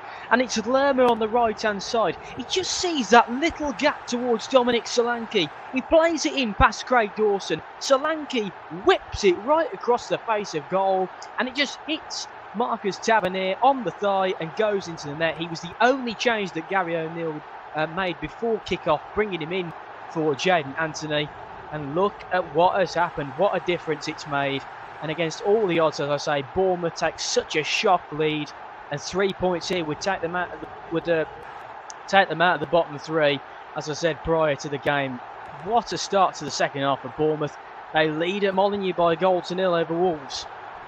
Bournemouth, if they want to stay in front of that fixture, though, they've got to do something they haven't done all year, and that is keep a clean sheet away from home in the Premier League this season. Rob Bishop, if I just bring you back just a minute, do you think that Bournemouth are going to be able to hold out in this game, or do you think it's a matter of time before Wolves, they get one back? Well, I think we saw the first mistake from the corner in the first half from Neto, and it was pretty poor defending from Bournemouth. But since that point onwards, it's been an outstanding defensive display. As you were going to come to me before the goal, I was going to say I was hoping to see a little bit more from Bournemouth in the final third. They'd barely wanted to play out from the back at all in that first half. They only had opportunities from counter-attacks, but it's perfect plan for Gary O'Neill now. Just sit back, soak up the pressure. Wolves have been wasteful. They've had the chances, so Bournemouth will be hoping that will continue. The Wolves will certainly now be knocking on the door more than ever to get a goal in this game. But for now, Bournemouth are staying resolute. 7 minutes gone then of the second half, and we have our third goal of the Football Live show so far. I can't believe I'm saying 3 goals. 6 Premier League games, only 3 goals, and that is courtesy of Marcus Tavernier for Bournemouth against Wolves. As we said, 7 minutes gone, so let's get ourselves around the ground, and we're going to start in London then at Stamford Bridge. Andrew, how was the opening couple of minutes gone there? Yeah, Chelsea starting the second half quite brightly. The Chelsea fans will be demanding a response from Graham Potter's men, and the Chelsea boss has made a couple of changes at half-time. Raheem Sterling has come on for David Fofana, and Kalidou Koulibaly's race is already run. I mentioned earlier on that he was being terrorised by Onuachu and Sulemana up front for Southampton. He's been replaced at half-time by Wesley Fofana. But the second half, really, to be frank, has started much as the first did. It's been all Chelsea so far, and the Stamford Bridge faithful, they want to give Graham Potter a chance. They want to give him time, but they've really got to see a response from Chelsea. They just win a corner, and let's see if Chelsea can get anything for that. But so far, still a surprise here at Stamford Bridge. It's Chelsea 0, Southampton 1. How do Chelsea win this game, Andrew? You know, they've got to do something they don't really do, and that's score goals if they want to win this game. So how do they do that? I can only see their best chances being trying to stretch Southampton down the wings. That Southampton are defending very, very well, and they're getting numbers back whenever Chelsea are moving forward. So if they can get the ball out wide, maybe stretch Southampton a little bit more defensively, they might manage to find some space. Now that Southampton have got that goal, of course, Josh, you just wonder whether they have to choose. Do they go and try and get a second and really pile on the pressure on Graham Potter, or do they try and stick and think, you know what, we've got the goal. Maybe if we concede one, we at least get a point. But so far, Southampton are certainly not sitting back. But when Chelsea do attack, they manage to get that midfield 4 to help out that defensive 4. And they have an almost solid line of 8 white and red shirts defending. So that getting the ball out wide and trying to string that big line of Southampton shirts out is probably Chelsea's best chance. Well, it's been absolute chaos in Nottingham in the opening 10 minutes. And Forest, they are holding on by the skin of their teeth, aren't they, Dowling? They really, really are. And they've got to thank their goalkeeper, Keylor Neves, for this one. It was a corner, and Laporte just ghosts in. He's about 5 yards out. Free header, straight at goal. And Neves is right there. It does seem to hit him in the unmentionables, so to speak. He's going down. He's sort of doubled over, if you like. So really, really brave goalkeeping, because he was still alive for the second save and to gobble it up afterwards. So really heroic stuff from Keylor Neves, literally putting his body on the line for Forest. That's the reason why he's one of the best goalies around. But City's so close. I can just sense this second goal coming. But we've seen Forest actually push on a little bit here. Some wild shots there from Gibbs White. Just lashing at it. I think he's had such little to do so far. But Forest have got to get the next goal, I think, because this could get ugly the way City are playing. They're really playing well today, Josh. Yes, thank you, Ed. And it's a show that has huge consequences all over the Premier League table. We're going to head over to the relegation scrap now. 17th, the 18th, Everton beat Leeds. It was 0-0 going into half-time. How was the opening 10 minutes gone there, Richard? Yes, Josh, here at the Goodison Park ground, it's still Everton 0, Leeds 0. Everton have started once again on the front foot, and the Nigerian star, Alex Iwobi, created half a chance, I would say. A looping crosser from the right-hand side, which McNeil ran onto and hit first time, but it went wide. I wouldn't criticise McNeil too much for that. It was a very difficult chance. But they have started the better of the two teams, and it seems quite a long time ago since the first half, when Leeds really started on the front foot for the opening 10 minutes or so. So they've got something they have to do, Leeds, if they're going to change the way this game is going. They look so dangerous, I would say, from set pieces, Everton. And Leeds, so far, have survived. But in the early stages of this second half, it's Everton 0, Leeds 0. Both teams who don't really win, trying to find ways to win. And that's the kind of game that you get that we are witnessing there at Goodison Park. We asked the question earlier, how are Chelsea going to try and get back into the game against Southampton? But it looks like we're starting to find the answers, aren't we, Andrew Cornet? Yes, and it's Raheem Sterling who's at the centre of almost everything that Chelsea are trying to do going forward. He's only been on the field for about 8 minutes, but he's already had 2 decent chances. The most recent one was a shot from just inside the box, which was well blocked by a couple of Southampton defenders.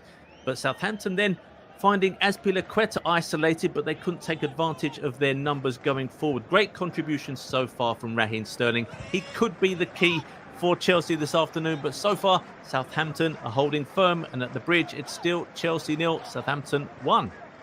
Raheem Sterling, who actually has a fantastic record against the States, so he is the man you want to bring on in the moments when you are losing to Southampton 1-0. He's recorded 8 goals and 4 assists in 19 top-flight appearances versus the visitors today, so don't be expected to see Sterling on the goal sheet.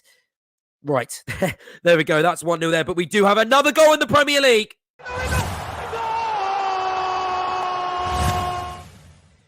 It's in the South Coast, and it is Brighton who have taken the lead against Fulham. 2 teams that have been in hot form, as we've said throughout the whole show. But it's Brighton who have drawn first blood. The Seagulls, they're flying, and they have taken the lead against the Cottagers. They are 1-0 up. However, I think the goal has been ruled out. It has, yes. Hold your horses, everyone, because Brighton, well, they have been pulled back. It is back to 0-0 in that game. I thought we had the 4th goal of the afternoon, but it's now Brighton 0, Fulham 0. The goal has been ruled out, and we're with Pat Norette. Tell us more about why that has been ruled out in a short while. For now, though, we're going to head over to Richard Bond, who is covering the Brentford v Crystal Palace game, because Brentford, being the home team, well, they're certainly playing on that because they've just had another chance. Yes, well, Brentford come close. It's been a couple of chances either side. It's a lively game so far. Just lacking that cutting edge we've had in the play. It's Norgard who had the best chance really for Brentford. Jensen's pinpoint cross coming in from the left-hand side. Just got his head in the ball. He's just flicked it over the bar, and he probably should have got on target. And Gaito was, he's there. He probably would have saved it, but I think it was a good chance. Ayew has looked pretty good for Palace on the other side. It's a counter-attack. Jeffrey Schlupp picked the ball up. He found him. A lovely ball across from the right-hand side to the left. Schlupp's ball in, and then it was a chance for Mateta, and he's headed over as well. So, again, at the moment now, just needing a goal, a little bit more quality, and I think we will start getting going in the second half. It's 15 minutes gone. It's into the second half, 60 minutes on the clock. Brentford 0, Palace 0. It's 0-0 there, and it is 0-0 between Brighton and Fulham after the home team had a goal ruled out, Pat Norette. Yeah, it's all been Brighton second half. They've been moving the ball much quicker. The ball was moved to the right-hand side. A cross came in, and then Charlie Marsh headed the ball down, but there was someone standing in offside position. I don't think it was interfering in play, but that's what they give it. So that was offside, but Fulham are getting closer. The XG for this has gone higher, It's 56 gone. Brighton 0, Fulham 0, but Brighton getting closer. Was that goal reflective of the way the opening 15 minutes have gone in that game, Pat? Yes, I mean, I think the way Brighton are playing now, it's all Brighton again. Fulham just cannot get the ball. They're getting closer and closer. March had a shot, Vettem had a shot as well. And they're all at it, getting closer and closer. They must have had about 5 shots in the second half so far, but not really. But then again, all these possessional shots doesn't mean anything until that ball goes to the back of the net. So we'll have to wait and see. So with 59 gone, Brighton 0, Fulham 0. 0-0 there, and it is not 0-0 between Bournemouth and Wolves because Tavernier, the goal scorer there, he's now been taken off, and since that goal with Wolves, they aren't lying down because they've been creating a few good chances, Ron Bishop. Yes, particularly down that right-hand side with Adama Traore, and everybody knows that once he gets going, you aren't going to stop him. The quickest player in the Premier League, an absolute countryman. He gets down that right-hand side, that blistering pace, and he whips a very good ball across. And Mateus Cunha looks destined to just get the ball on target and create a goal-scoring opportunity. He just completely misses the ball for a striker, and the centre-half Jack Stevens knocks it behind for a corner. So that's where Wolves have been lacking today, with a real number 9 that can put the ball in the back of the net. It hasn't happened for them at the moment. As you quite rightly say, Marcus Tavernier, the goal scorer for Bournemouth, has been taken off, along with Utara, and it's Jadon Anthony and Antoine Semenyo who have come on from. We've just had a little bit of a delay here with Philip Billing going down with a knee injury. Whether that's time-wasting tactics from Bournemouth, we don't know yet. But just 61 minutes gone now. It's Wolves 0, Bournemouth 1.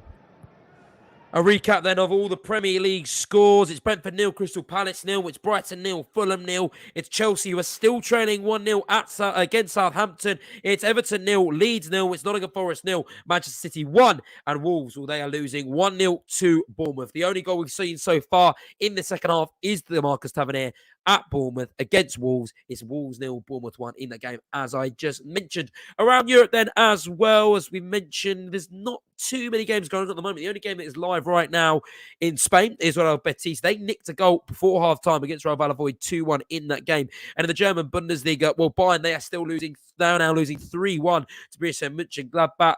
Bochum, they are losing 2-0 to Freiburg. RB Leipzig have just scored against Wolfsburg. They are now 3-0 up in against that game. And Stuttgart, they are 3-0 up against FC Cologne. Those games are just a couple of minutes away from finishing. And if I haven't mentioned already, 6 o'clock, it's Monza v AC Milan. 8:45, the other Milan team plays. It's Inter v Udinese. We're going to go now to Patrick Narret, though, because Brighton, they've already had the goal in the back of the net once.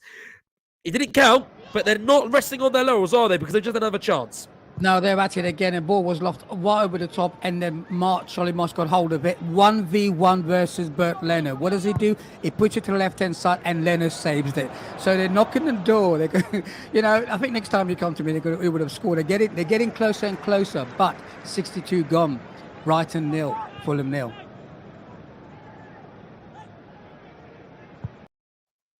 Good afternoon, everyone. A quick reminder that Football Live is back tomorrow afternoon. Well, it's almost evening, in fact. 5:20 tomorrow afternoon, the show starts. It's Manchester United against Leicester City. I will be your host, Barry Swain. Alongside me, 2 cracking reporters for a cracking match. It's John Kane and John White. Matthew Key will keep an eye on Borussia Dortmund against Hertha Berlin. And Spezia against Juventus will be under the watchful eye of Andrew Bonacore. What a show we have for you tomorrow afternoon. Be sure to join us from 5:20 for Football Live, exclusive to Brilla FM. Yeah, you do not want to miss that one. Tomorrow's going to be an absolutely huge game. It's Manchester United v Leicester, and it's the London derby as well. It's Tottenham v West Ham tomorrow. Huge games, huge drama for the Sunday preview show. Everything's happening now, but this is what we love about Football Live. Saturday and Sunday, you know what to do on your weekends. It's to be here listening to this show. We'll give you a little bit of preview then for tomorrow. Manchester United v Leicester. Well, they just recently drew a Barcelona 2 at the Nou Camp. What a fantastic game that was. 2 giants of European football coming head-to-head at an iconic European venue, and it ended up 2-0, but a game that lived up to the occasion. Manchester United then coming up against Leicester. They've only lost 4 of the 33 Premier League meetings v Leicester. And in so far in the Premier League, they're going to back that up with fantastic form because they have an unrivaled 20 points since the Premier League resumed after the World Cup. If Arsenal had lost today, well, Manchester United, they maybe would have been in the Premier League title talk. They're just there. They're hanging around. If one of the 2 teams slips up, United, with the form they're on under Eric Ten Hag, a manager is so good as Eric Ten Hag, well, they'll be there to maybe take advantage. And maybe you could see a Premier League winners' medal around their neck. There's also then Leicester. Yes, because there has been a goal in the Premier League. Or has there? No, I'm not too sure there has. There is not a goal in the Premier League. We thought there might have been a goal between Brentford and Crystal Palace.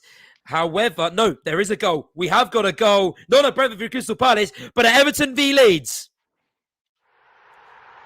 Yes, and it is Everton 1. Yes, we love the goal jingle. We love the goal jingle here on Football Live. We love goal single. That's a huge, huge goal for Everton, who have now taken the lead against Leeds. We know how important this game is for both sides. 3 points will see them. It's a 6-pointer. 3 points will see Everton climb out the relegation zone, go 2 points above Everton, and send Leeds into the relegation zone. And it's the legend, it's an Everton legend, their captain, Seamus Coleman, with the goal. He delivers the goods. Legends, they step up in big moments, and Seamus Coleman has certainly done that for Everton. We will be with Richard Reckerton to tell us about that goal sooner rather than later. But we're going to go to Richard right now with that goal. Yes, Josh, here at Goodison Park, it's Everton 1, Leeds 0. And the goal was created yet again by the Nigerian star, Alex Iwobi. Down the line, he played the ball to Coleman. Now, you thought that like he's not going to do anything but try and get a crossing. And he did get the crossing, but he looped over Messler in the Leeds goal to find the corner. I don't think he meant that at all. But the Everton supporters here will be saying, who cares? They're 1-0 up so far. 1-0 up, and they score from corners, don't they, Everton? Remember, Jens Tarkowski, he scored from a corner against Arsenal in Sean Dyche's first game to give Sean Dyche his first win as Everton manager, and he might be able to about to get his second win as Everton manager. Leeds United, though, they failed to come back, really. They failed to win away. They failed to win any of their past 3 league fixtures against side in the relegation zone, drawing 2 and losing 1. They won their previous 11 before that, since turning to the Premier League, but they're not doing great at the moment. And only Leicester have dropped more points from winning positions than the 15 by Leeds this campaign. So maybe they might be able to come from behind. But Everton, what a huge goal that is. And we know how brilliant Sean Dyche's teams are when they're protecting a lead defensively. We saw it against Arsenal after they struggled to break them down. And Leeds is going to be a tall mountain to climb for them. Right, let's catch our breath a minute because it's absolute chaos. And we're going to go to Andrew Bonacore right now to tell us a bit more about how Chelsea are doing, because they're still 1-0 down in that game and they've only got 25 minutes to find an equaliser. Yeah, Graham Potter has had to respond to a trio of substitutions from Southampton. It was a statement of intent, or rather a statement of lack of intent from Ruben Sellers, the standing manager for the Saints. He replaced Paul Onuachu, Stuart Armstrong and Kamaldeen Sulemana with Sekou Mara, Adam Armstrong and Theo Walcott. Chelsea huffing and puffing, but Southampton holding firm. Well, we're getting loads of goals in the second half because there has been another one.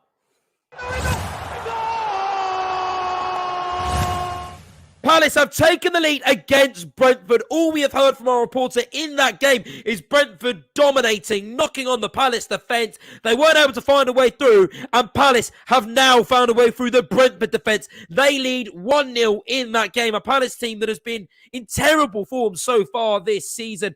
They have not been able to pick up a win anywhere, failing to win any of their 6 league matches in 2023, winning one of their last 7 league London derbies so far this season. But they are in front, and they've got Eze to thank for that because he has put them in front. Eze as well, who actually said earlier in the week that he would consider playing for Nigeria, so it might be a potential future Super Eagle who has put Palace 1-0 up in the London derby against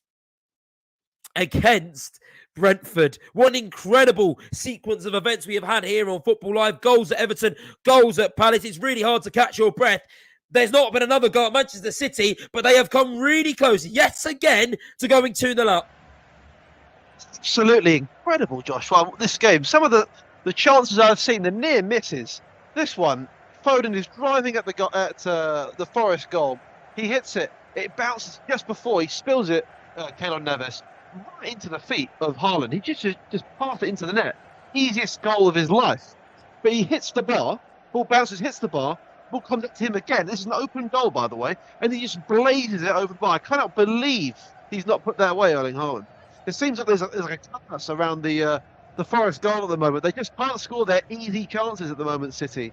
And they're going to start to rue that if they don't put one of these away. It's incredible. The XG stats for this game must be really, really interesting because I cannot understand how City have not scored there. Incredible. But 68 minutes gone. Somehow 1-0 still to Manchester City. Well, I can tell you the XG stats, Ed. They've got 2.18 Manchester City expected goals. Nottingham Forest is only 0.13. This game, some games are just inevitable, and this game just has a smell of Nottingham Forest equalising in that game. We'll see how that plays out. 20 minutes left in that one, 20 minutes left in all our Premier League fixtures. We're going to head over to the G-Tech Stadium now with Richard Bond, who can tell us about the Eze goal. Yes, well, it's Brentford 0, Crystal Palace 1 here, and it's Eberechi Eze who's got the goal. The substitute come off the bench, and he got connected brilliantly to score a powerful header from a Elise cross. Past Raya, stood absolutely no chance. Brentford have been dominating this second half. They've had chance to themselves, but it's always looked like it's going to be a goal that has come from one of the crosses from one of the teams that would make the difference here. Palace, at the moment, 20 minutes to play, a goal to the good. Will they break their hoodoo against Brentford that stood for, 70 years? I tell you what, Brentford 0, Palace 1, but will we have more action here? We're not sure.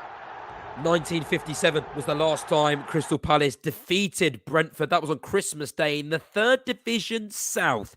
That is a long, long way down the Premier League table and shows you how far these two teams have come. We're going to head over to Chelsea now on the other side of London because, again, they are still 1-0 down, but they have just had a goal line clearance. Yep, Raheem Sterling is having an increasing influence on this game and came so close to getting the leveller for Chelsea. He was found 12 yards out by his striking partner, Kai Havertz, but it was Bella Kocha at the heart of the Southampton defence who put his body on the line with a stunning block 6 yards out. So far, Chelsea really huffing and puffing, but Southampton really defending resolutely. A couple of changes as well for Chelsea. Mason Mount and Madueke replaced by Havertz and that man from Ukraine, Mudryk. Chelsea are trying everything they can, but Southampton so far keeping them out. It's still Chelsea 0, Southampton 1. Chelsea really, really desperately need a goal in that game. If Crystal Palace, the way it's going, and Crystal Palace are winning right now, that gap between 10th and 11th only cuts to 3 points. And every team, well, they are level on points. So Chelsea, they could be slipping out the top half of the Premier League table if they are not careful. But a goal in that game will go a long way to aiding that from not happening. We're going to go over to Patrick now because Fulham, they have had a chance in that game and it's the only game without a goal, but both teams, they're knocking on each other's doors. It's quite amazing, you know. Brighton have all the share of the possession, dominated them, and Fulham goes down the other end, get across into the box. Bobby Reed found his way, took a strike, and guess what? A defender got in the way. If that defender got in the way, it would have been 1-0 Fulham. But 72 played, Brighton 0, Fulham 0. It's getting better now. Much faster. I'm enjoying this game. We're going to see a goal soon, Jess. I hope so, because that would mean that we have a goal in every single football live game that we're covering on the 4 p.m. Premier League kickoffs. And after so long without a goal, it was half an hour that we had 0-0. But Ed Dowling, he spoke it into existence. He asked the question whether there's ever been a football live first half without a goal. And since then, it has been goals galore. There's been goals all across the country, which now means the scores are Brentford 0, Crystal Palace 1, Brighton 0, Fulham 0, Chelsea 0, Southampton 1, Everton 1, Leeds 0, Nottingham Forest 0, Manchester City 1, and Wolverhampton, who are losing at Bournemouth. We haven't heard from Warren Bishop in a while. What's the state of play there, Warren? Yes, bit of a lull in play. It still remains Wolves 0, Bournemouth 1. A double change from Wolves. They bring on João Gomez, who of course scored a brilliant goal last week in their win over Southampton. He comes on along with ex-Chelsea striker Diego Costa. They replaced João Moutinho and Mateus Cunha. It's actually been a very comical moment. One of the Wolves assistants has just been booked by the referee, Michael Salisbury, as the ball came across the technical area of both managers. The assistant tries to grab the ball, and Jack Stevens sort of pushes him, and there's a big scrap on the technical area, and the yellow cards are being dished out. But that's been the most entertaining part of the last 15 minutes as Bournemouth look to keep it tight and see out these 3 points, which would be only their 3rd clean sheet in the Premier League from their last 12 games. Just shy of 15 minutes to go. It remains Wolves 0, Bournemouth 1. It's that'll be an absolutely huge victory for Bournemouth down the bottom of the Premier League then. So Wolves are currently on 15 to 23 points. Everton and Bournemouth, who started the day in the relegation zone, 18th and 19th respectively, well, they are now out of the relegation zone.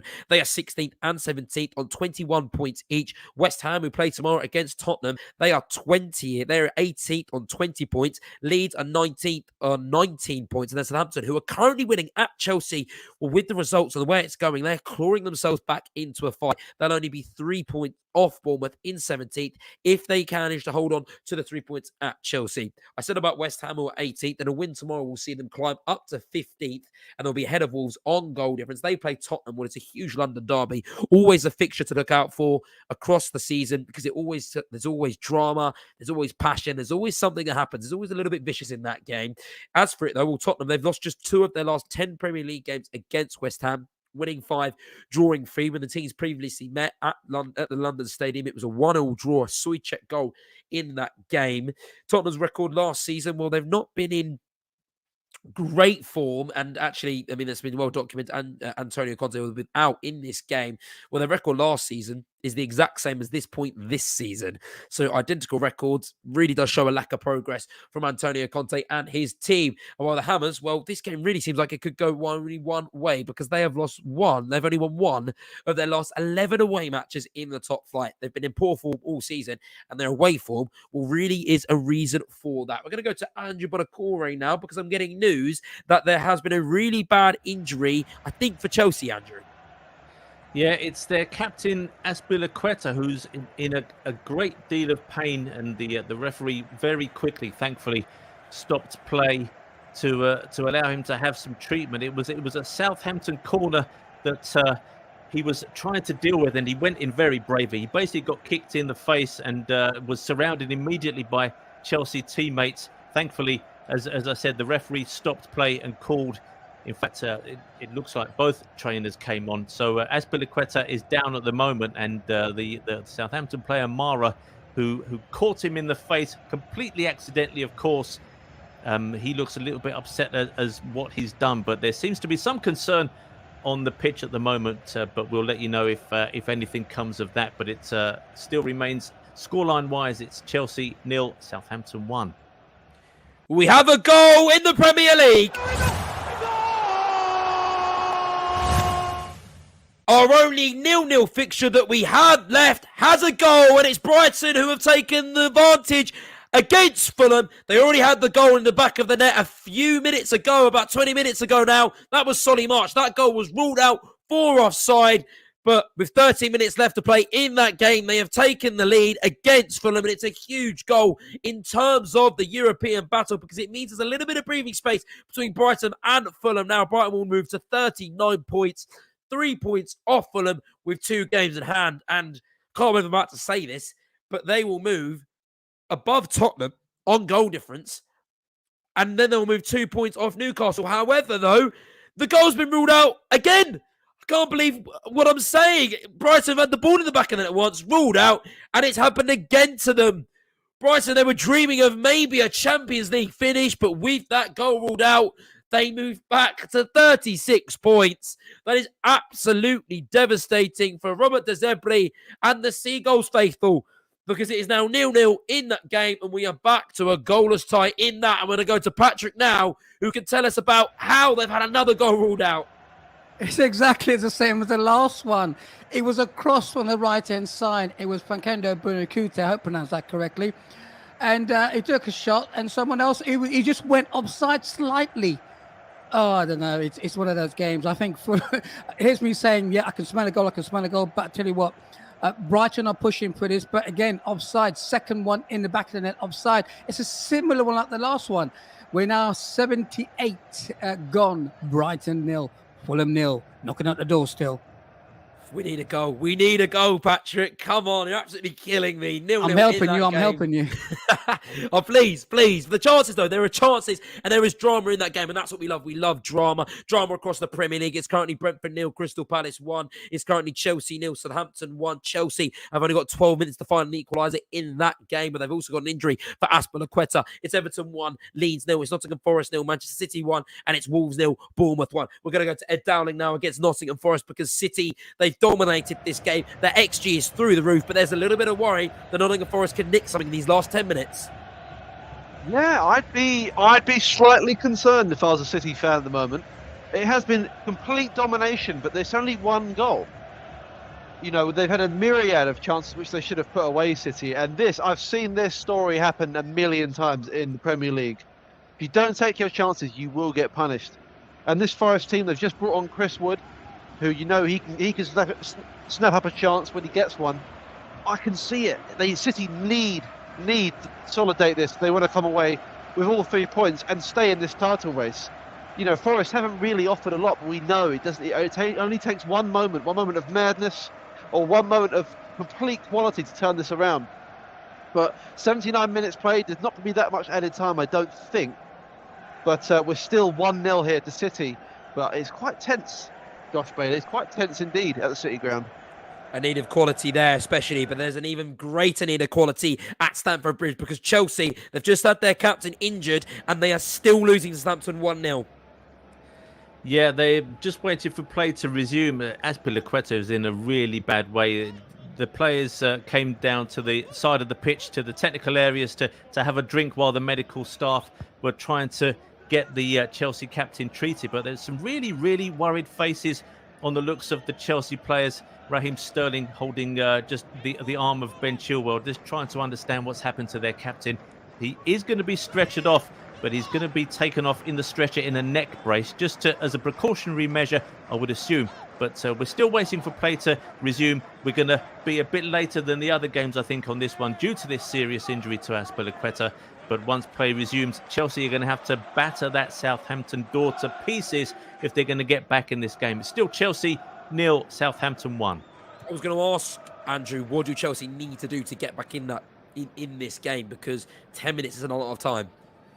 No, it's not. And as I've said a few times in the second half, Southampton are defending in numbers, but they're really defending aggressively. They're celebrating every defensive tackle, every block, every save as if they were goals. And Raheem Sterling has had an excellent impact since he came on just after half-time, and so has Ben Chilwell down the side. So if we can see the likes of Chilwell finding some space to get the ball into the centre, Kai Havertz has found space a few times. So I think all they can do is keep trying to turn the screw, try to mount the pressure on the Southampton defence and see if they crack.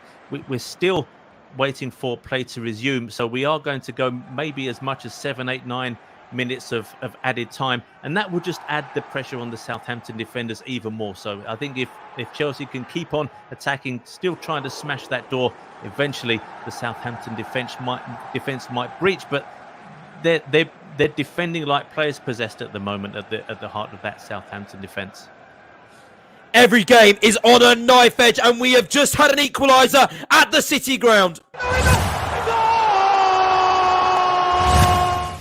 In a game that is crucial for the title race, Manchester City found themselves in front. We asked the question, would they be pegged back? Would they regret the missed chances? And that is exactly what they're doing now, because Forest, they have found an equaliser. They have made the scores level, and it's now Nottingham Forest 1, Manchester City 1, and it's Chris Wood with the goal. Chris Wood, who famously struggled at Newcastle, was only there for a matter of 18 months. He has moved to Nottingham Forest, to the City ground, and he has found himself on the score sheet to put it up 1-0, and he could play an absolute crucial part in this title race. However, there's going to be another twist, because it is going to VAR, which was so famous last week in holding Arsenal to that draw against Brentford.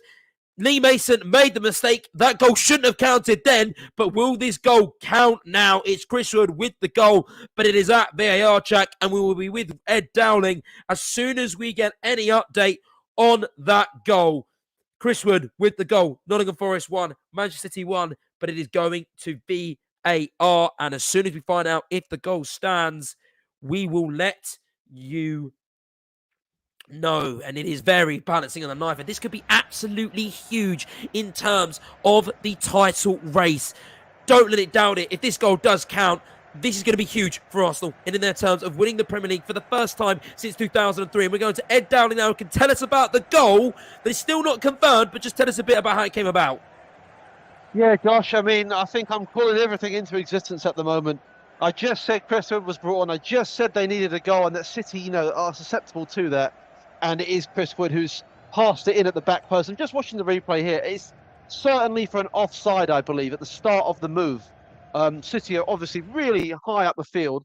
It's Morgan Gibbs-White who's dribbling, and he's released the ball. And it's so tight. It's so tight. Chris Wood, it's a matter of millimetres, I have to say.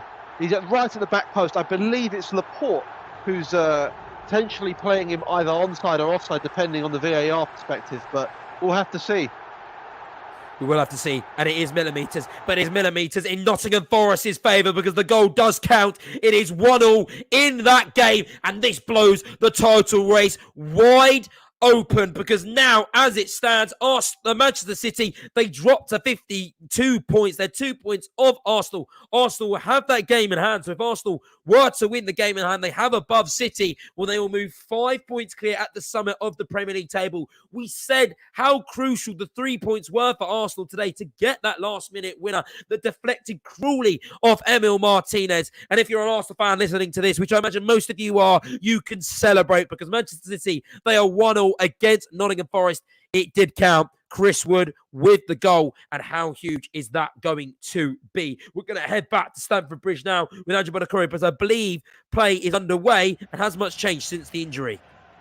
No, and I think it might take a little bit of time for the Chelsea players to kind of get over that because we've only in the last couple of minutes seen Captain Azpilicueta stretch it off. I said at the time the Chelsea players immediately gathered round him and called on the medical staff to get their captain treated, and he was in a bad way, kicked in the face, trying to bravely nod a corner away, but caught by a high foot. Chelsea are going to have to throw everything they can, including the kitchen sink if they've got one at Stamford Bridge, at this Southampton defence. I just wonder whether that break in play works in Southampton's favour. We'll have to see, but Raheem Sterling in the second half at least has really been Chelsea's key player. They've got Mudryk on as well, and they just brought on Conor Gallagher to try and bring in a little bit of quality in midfield. But as I said, Southampton's midfield are dropping back so deep. They're effectively a defensive 8, a wall of 8 white and red shirts trying to keep out the Blues attacks, and it remains here at Stamford Bridge. Chelsea 0, Southampton 1. Every game is perfectly balanced. The last-minute drama could be everywhere because there is not a bigger than a 1-goal advantage in every single Premier League game. 1 goal for any team out of the 6 Premier League games, and the results flip on their head. We're going to go now to one of the huge games in the Premier League this weekend. Everton v Leeds. Everton lead in that game. It's been a while since we heard from you, Richard Freckleton. Leeds, are they finding a way back into this game? They certainly aren't at this moment in time, Josh. It's still Everton 1, Leeds United 0. The last time you were here, it was a fantastic goal from Coleman. I did him a disservice thinking that he was meaning to actually put in a cross, but good piece of thinking. He saw there was a big gap at the near post, and Meslier will be left with blushes because that goal went in and it was purposely done by Coleman. So those of you who are going to be looking at replays and so on, you will see a delightful finish from Coleman. But having said that, I mean, the icing could have been put on the cake with a second from a set piece, a corner from McNeil, which Tarkowski will be looking back on it and said that he should have buried that. He put it over the bar when really he should have scored. So the game is never done and dusted at 1-0, especially with just a few minutes left on the clock. So Leeds have tried everything they can. They've brought on the substitutes to try and change things. The likes of Harrison has come on, Rutter, Christensen.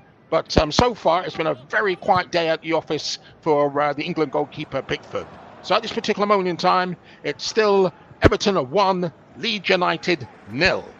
We have more late-minute drama in the Premier League. Brighton, who have had the ball in the back of the net twice, but have then had both their goals scored, ruled out for offside. Will they trail in that game? Manor Solomon has put Fulham in front with only 3 minutes to go of the 90 minutes, and Fulham now lead 1-0 in that game. Brighton must be heartbroken. They have done everything to be leading, but sometimes luck isn't on your side, and Fulham, well, they need a slice of luck. I think they probably have been second best, but somehow they have found the back of the net, and they are 1-0 up, which will now mean they go above Brighton and into 6th in the Premier League table. Both teams have been phenomenal, exceeding expectations. It's been a fantastic battle, but Fulham, they're looking that they probably have the better of Brighton. It's Brighton 0, Fulham 1. 1 minute to go in that game. We're going to head over now to Richard Bond for Brentford Crystal Palace. Crystal Palace, they're winning 1-0 in that game. But hang on, before we do go to Richard Bond, we're going to go to Patrick Norette to tell us about that Fulham goal. Yes, Josh.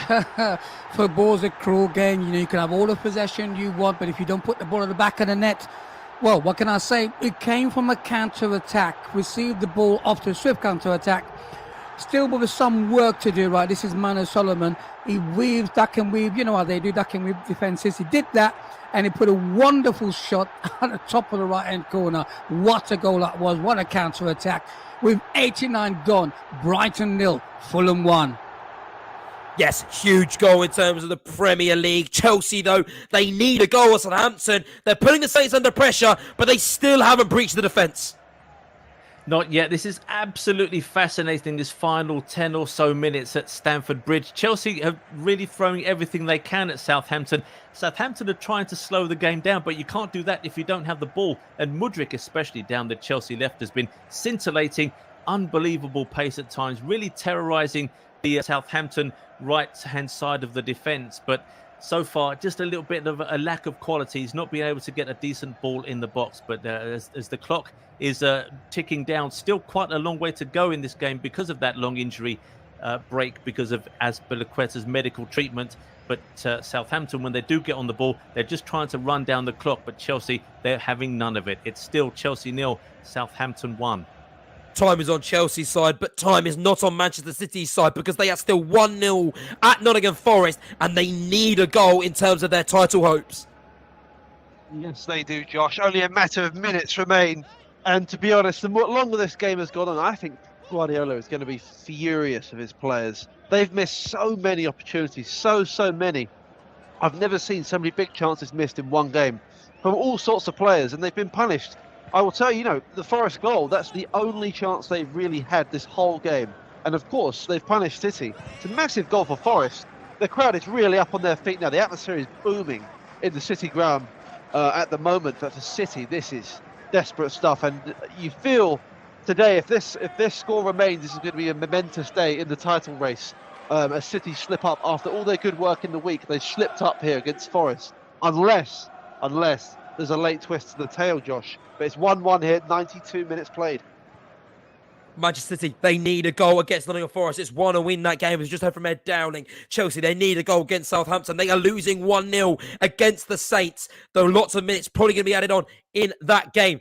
Fulham, they need a goal against Brighton. They need a goal against Fulham. They are losing 1-0 against Fulham in that game. Fulham have just recently scored. We heard from Patrick Norette. Brentford, they need a goal against Crystal Palace. They are losing 1-0 due to an Eze goal. They've got a couple minutes to do so, but will they do it? Well, they're going to need something special here. 6 minutes of stoppage time, so they've got plenty of time here. We've had a good chance for Ivan Toney. It's just not really been his day today, though. He swiveled on the shot after getting another lovely ball in from Damsgaard and Keane Lewis-Potter just combining on the edge of the box. His shot, though, just going over the bar. Palace have also had a good chance to wrap up the game. Another substitute has come on, Amada. He's dragged the shot over the bar after Mateta's effort had been superbly blocked by Pinnock. 6 minutes to go here, like I say. So it's still 1-0 at the moment now. So it's Brentford 0, Crystal Palace 1.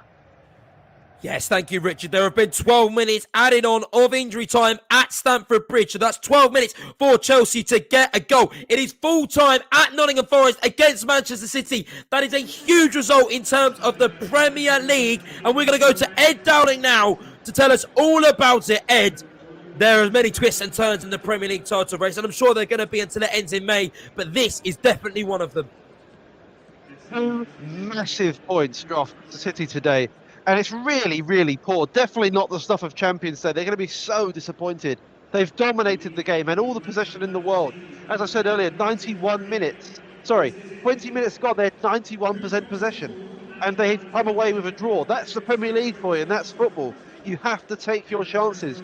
Bernardo Silva opened things up with a beautiful strike just before half-time to send City into the lead, and you thought, okay, this is exactly what City want, this is how the game's going to go. Couple goals, 3-0, and that's it, game done. But no, they missed chance after chance after chance. Keylor Navas with some heroic saves. He's definitely the man of the match today. And then, in the 88th minute, Chris Wood just pops up to the back post, he comes off the bench, and he gets the equaliser for Forest. They've not deserved a thing from this game, Nottingham Forest, but they've come away with a point, and that's football for you. And Manchester City, well, they're going to be so disappointed. It's ended 1 apiece here at the City Ground. Yes, thank you. There has been late drama in the Premier League. It has come in London, but it's not for Chelsea because Brentford have equalised against Crystal Palace. Heartbreak for Palace. That would have been a huge victory for them. But Brentford have drawn themselves level to make it 1-1. It's Janelt in the 95th minute for the Bees, who sting the Eagles. It's full time against Leeds and Everton. Leeds have beaten Everton have beaten Leeds 1-0 in that game. A huge result in terms of the relegation scrap. Another huge result in terms of the relegation scrap is Bournemouth, who have just beaten Wolves 1-0 in that game. That means Bournemouth and Everton, they started there in the relegation zone, but they are now both out of it in 16th and 17th respectively. We just heard from Ed Downing because Manchester City, they have drawn to Nottingham Forest. We're going to quickly go to Andrew Bonacore because 12 minutes added on time against Chelsea, who still need a goal against Southampton. This is an absolutely brilliant game now. Chelsea, as we said, are attacking non-stop, but Southampton defending resolutely. Some unbelievable time-wasting tactics from Southampton. It's like watching an Italian team at the World Cup. They're doing an amazing job at frustrating Chelsea, and believe you me, those Chelsea players are getting really annoyed. The Southampton stand-in boss, Ruben Selles, is pacing up and down. He's trying to suppress a smile on his face. This would be an absolutely incredible win for his Saints if they can hold off the Blues of Chelsea. But so far, that's exactly what they're doing. It remains Chelsea 0, Southampton 1. Yes, no goals there, but as we just heard before, Andrew Bonacore, Brentford, they got an equaliser against Crystal Palace, and Richard Bond can tell us more about that goal. Unbelievable scenes here. 95 minutes into the game. It looked like Palace were going to take all 3 points, but there's Janelt. Oh, unbelievable stuff. Buemo just found some space on the left-hand side, and it's been all down the wings today, this afternoon. But it's a fair result, really. Buemo's cross coming. There's Janelt coming in at the back post, just to spark a header in. Oh, the crowd, they're going absolutely mad here. You know, it's going to be a draw here now. Brentford 1, Crystal Palace 1. Breathtaking stuff. Another draw between Brentford and Crystal Palace. That game has just now finished. After we've left Richard Bond, that is 1-1. That game ends. Brighton and Fulham, they're still going on. It's 1-0 to Fulham in that game. Brighton, though, have just had a chance. We'll get to Patrick Nerett soon. Chelsea, they are still losing to Southampton. 97 minutes into that game, it's Chelsea 0, Southampton 1. We're going to round up some of the full-time reports now, and we're going to head over to Richard Freckleton, who can tell us more about the Everton win over Leeds. Yes, full-time here. It's Everton 1, Leeds United 0. And it was thoroughly deserved, this win by Everton after a very slow start. And really the stars of the show, I would say, would be the Nigerian Alex Iwobi and McNeil, who worked, of course, previously with Sean Dyche at Burnley. There was no sort of a threat at all from Leeds United. And the England goalkeeper, Pickford, had no saves of note to actually make at all. And they really will be happy, the Everton fans going home today. They'll be feeling that they need to turn Goodison Park into a fortress if they have any opportunity to actually get away from the relegation mire, which they are currently now out of the bottom 3. So a thoroughly deserved win here this evening, where it's finished Everton 1, Leeds United 0. Massive result in the relegation battle there. Massive result in the relegation battle in Molineux Stadium, because Wolves, they lost 1-0 to Bournemouth, and here is Warren Bishop. Yes, with 69% possession in the whole game, Wolves somehow fall to a defeat at home to Bournemouth, and it was Marcus Tavernier who was the only change prior to kick off for Gary O'Neill's side. He got his 3rd goal of the season when Otara slipped in Dominic Solanke to the byline. He whipped the ball across, and Tavernier had the simple task of nodding the ball into the empty net. A resolute defensive performance from Gary O'Neill's men, who welcome Manchester City to the Vitality Stadium next week. What a game that could be. They leap out of the bottom 3. Wolves is hard working against Southampton, and Liverpool has gone to waste here. They go to Fulham next weekend on Friday night. Full time here at Molineux. It's finished Wolves 0, Bournemouth 1. A first away clean sheet of the season for Gary O'Neill's men. Southampton, they are 3 minutes away from keeping a huge clean sheet against Chelsea at Stamford Bridge. So they have just had a chance. Graham Potter's men. It's chaos here. Conor Gallagher stumbled into the Southampton box. He looked like he was tripped, but chose to carry on. He managed to get past one defender and get his shot away, but that was saved and cleared. And then straight away from that, it was Mara, who was actually the player that injured Azpilicueta. He went on a mazy run, managed to get his shot on goal, but Kepa kept that one out as well. It's still Chelsea 0, Southampton 1. And quickly over to Patrick Narrett to tell us about the game between Brighton and Fulham. Well, I can say to you, the first half was all Brighton, the second half was all Brighton. But guess what? Fulham got a breakaway. They counter-attack and scored their goal. So it finished with Brighton 0, Fulham 1. What a great show of Football Live. This show never disappoints. The results then so far today, well, we can give you it's Arsenal who defeated Aston Villa 4-2. Brentford drew 1-1 with Crystal Palace. Fulham beat Brighton 1-0. Chelsea, with 2 minutes left in that game of the 10 minutes added on time, they are still losing Southampton 1-0. Everton, they're beating Leeds 1. They beat Leeds 1-0. Nottingham Forest and Manchester City drew 1-0. A huge result in terms of the title race. Wolves and Bournemouth, Bournemouth beat Wolves 1-0. And then at 5:30 in half an hour, Newcastle play Liverpool. Thank you for listening. Thank you to the producers. Thank you to my team of reporters. We've been Football Live.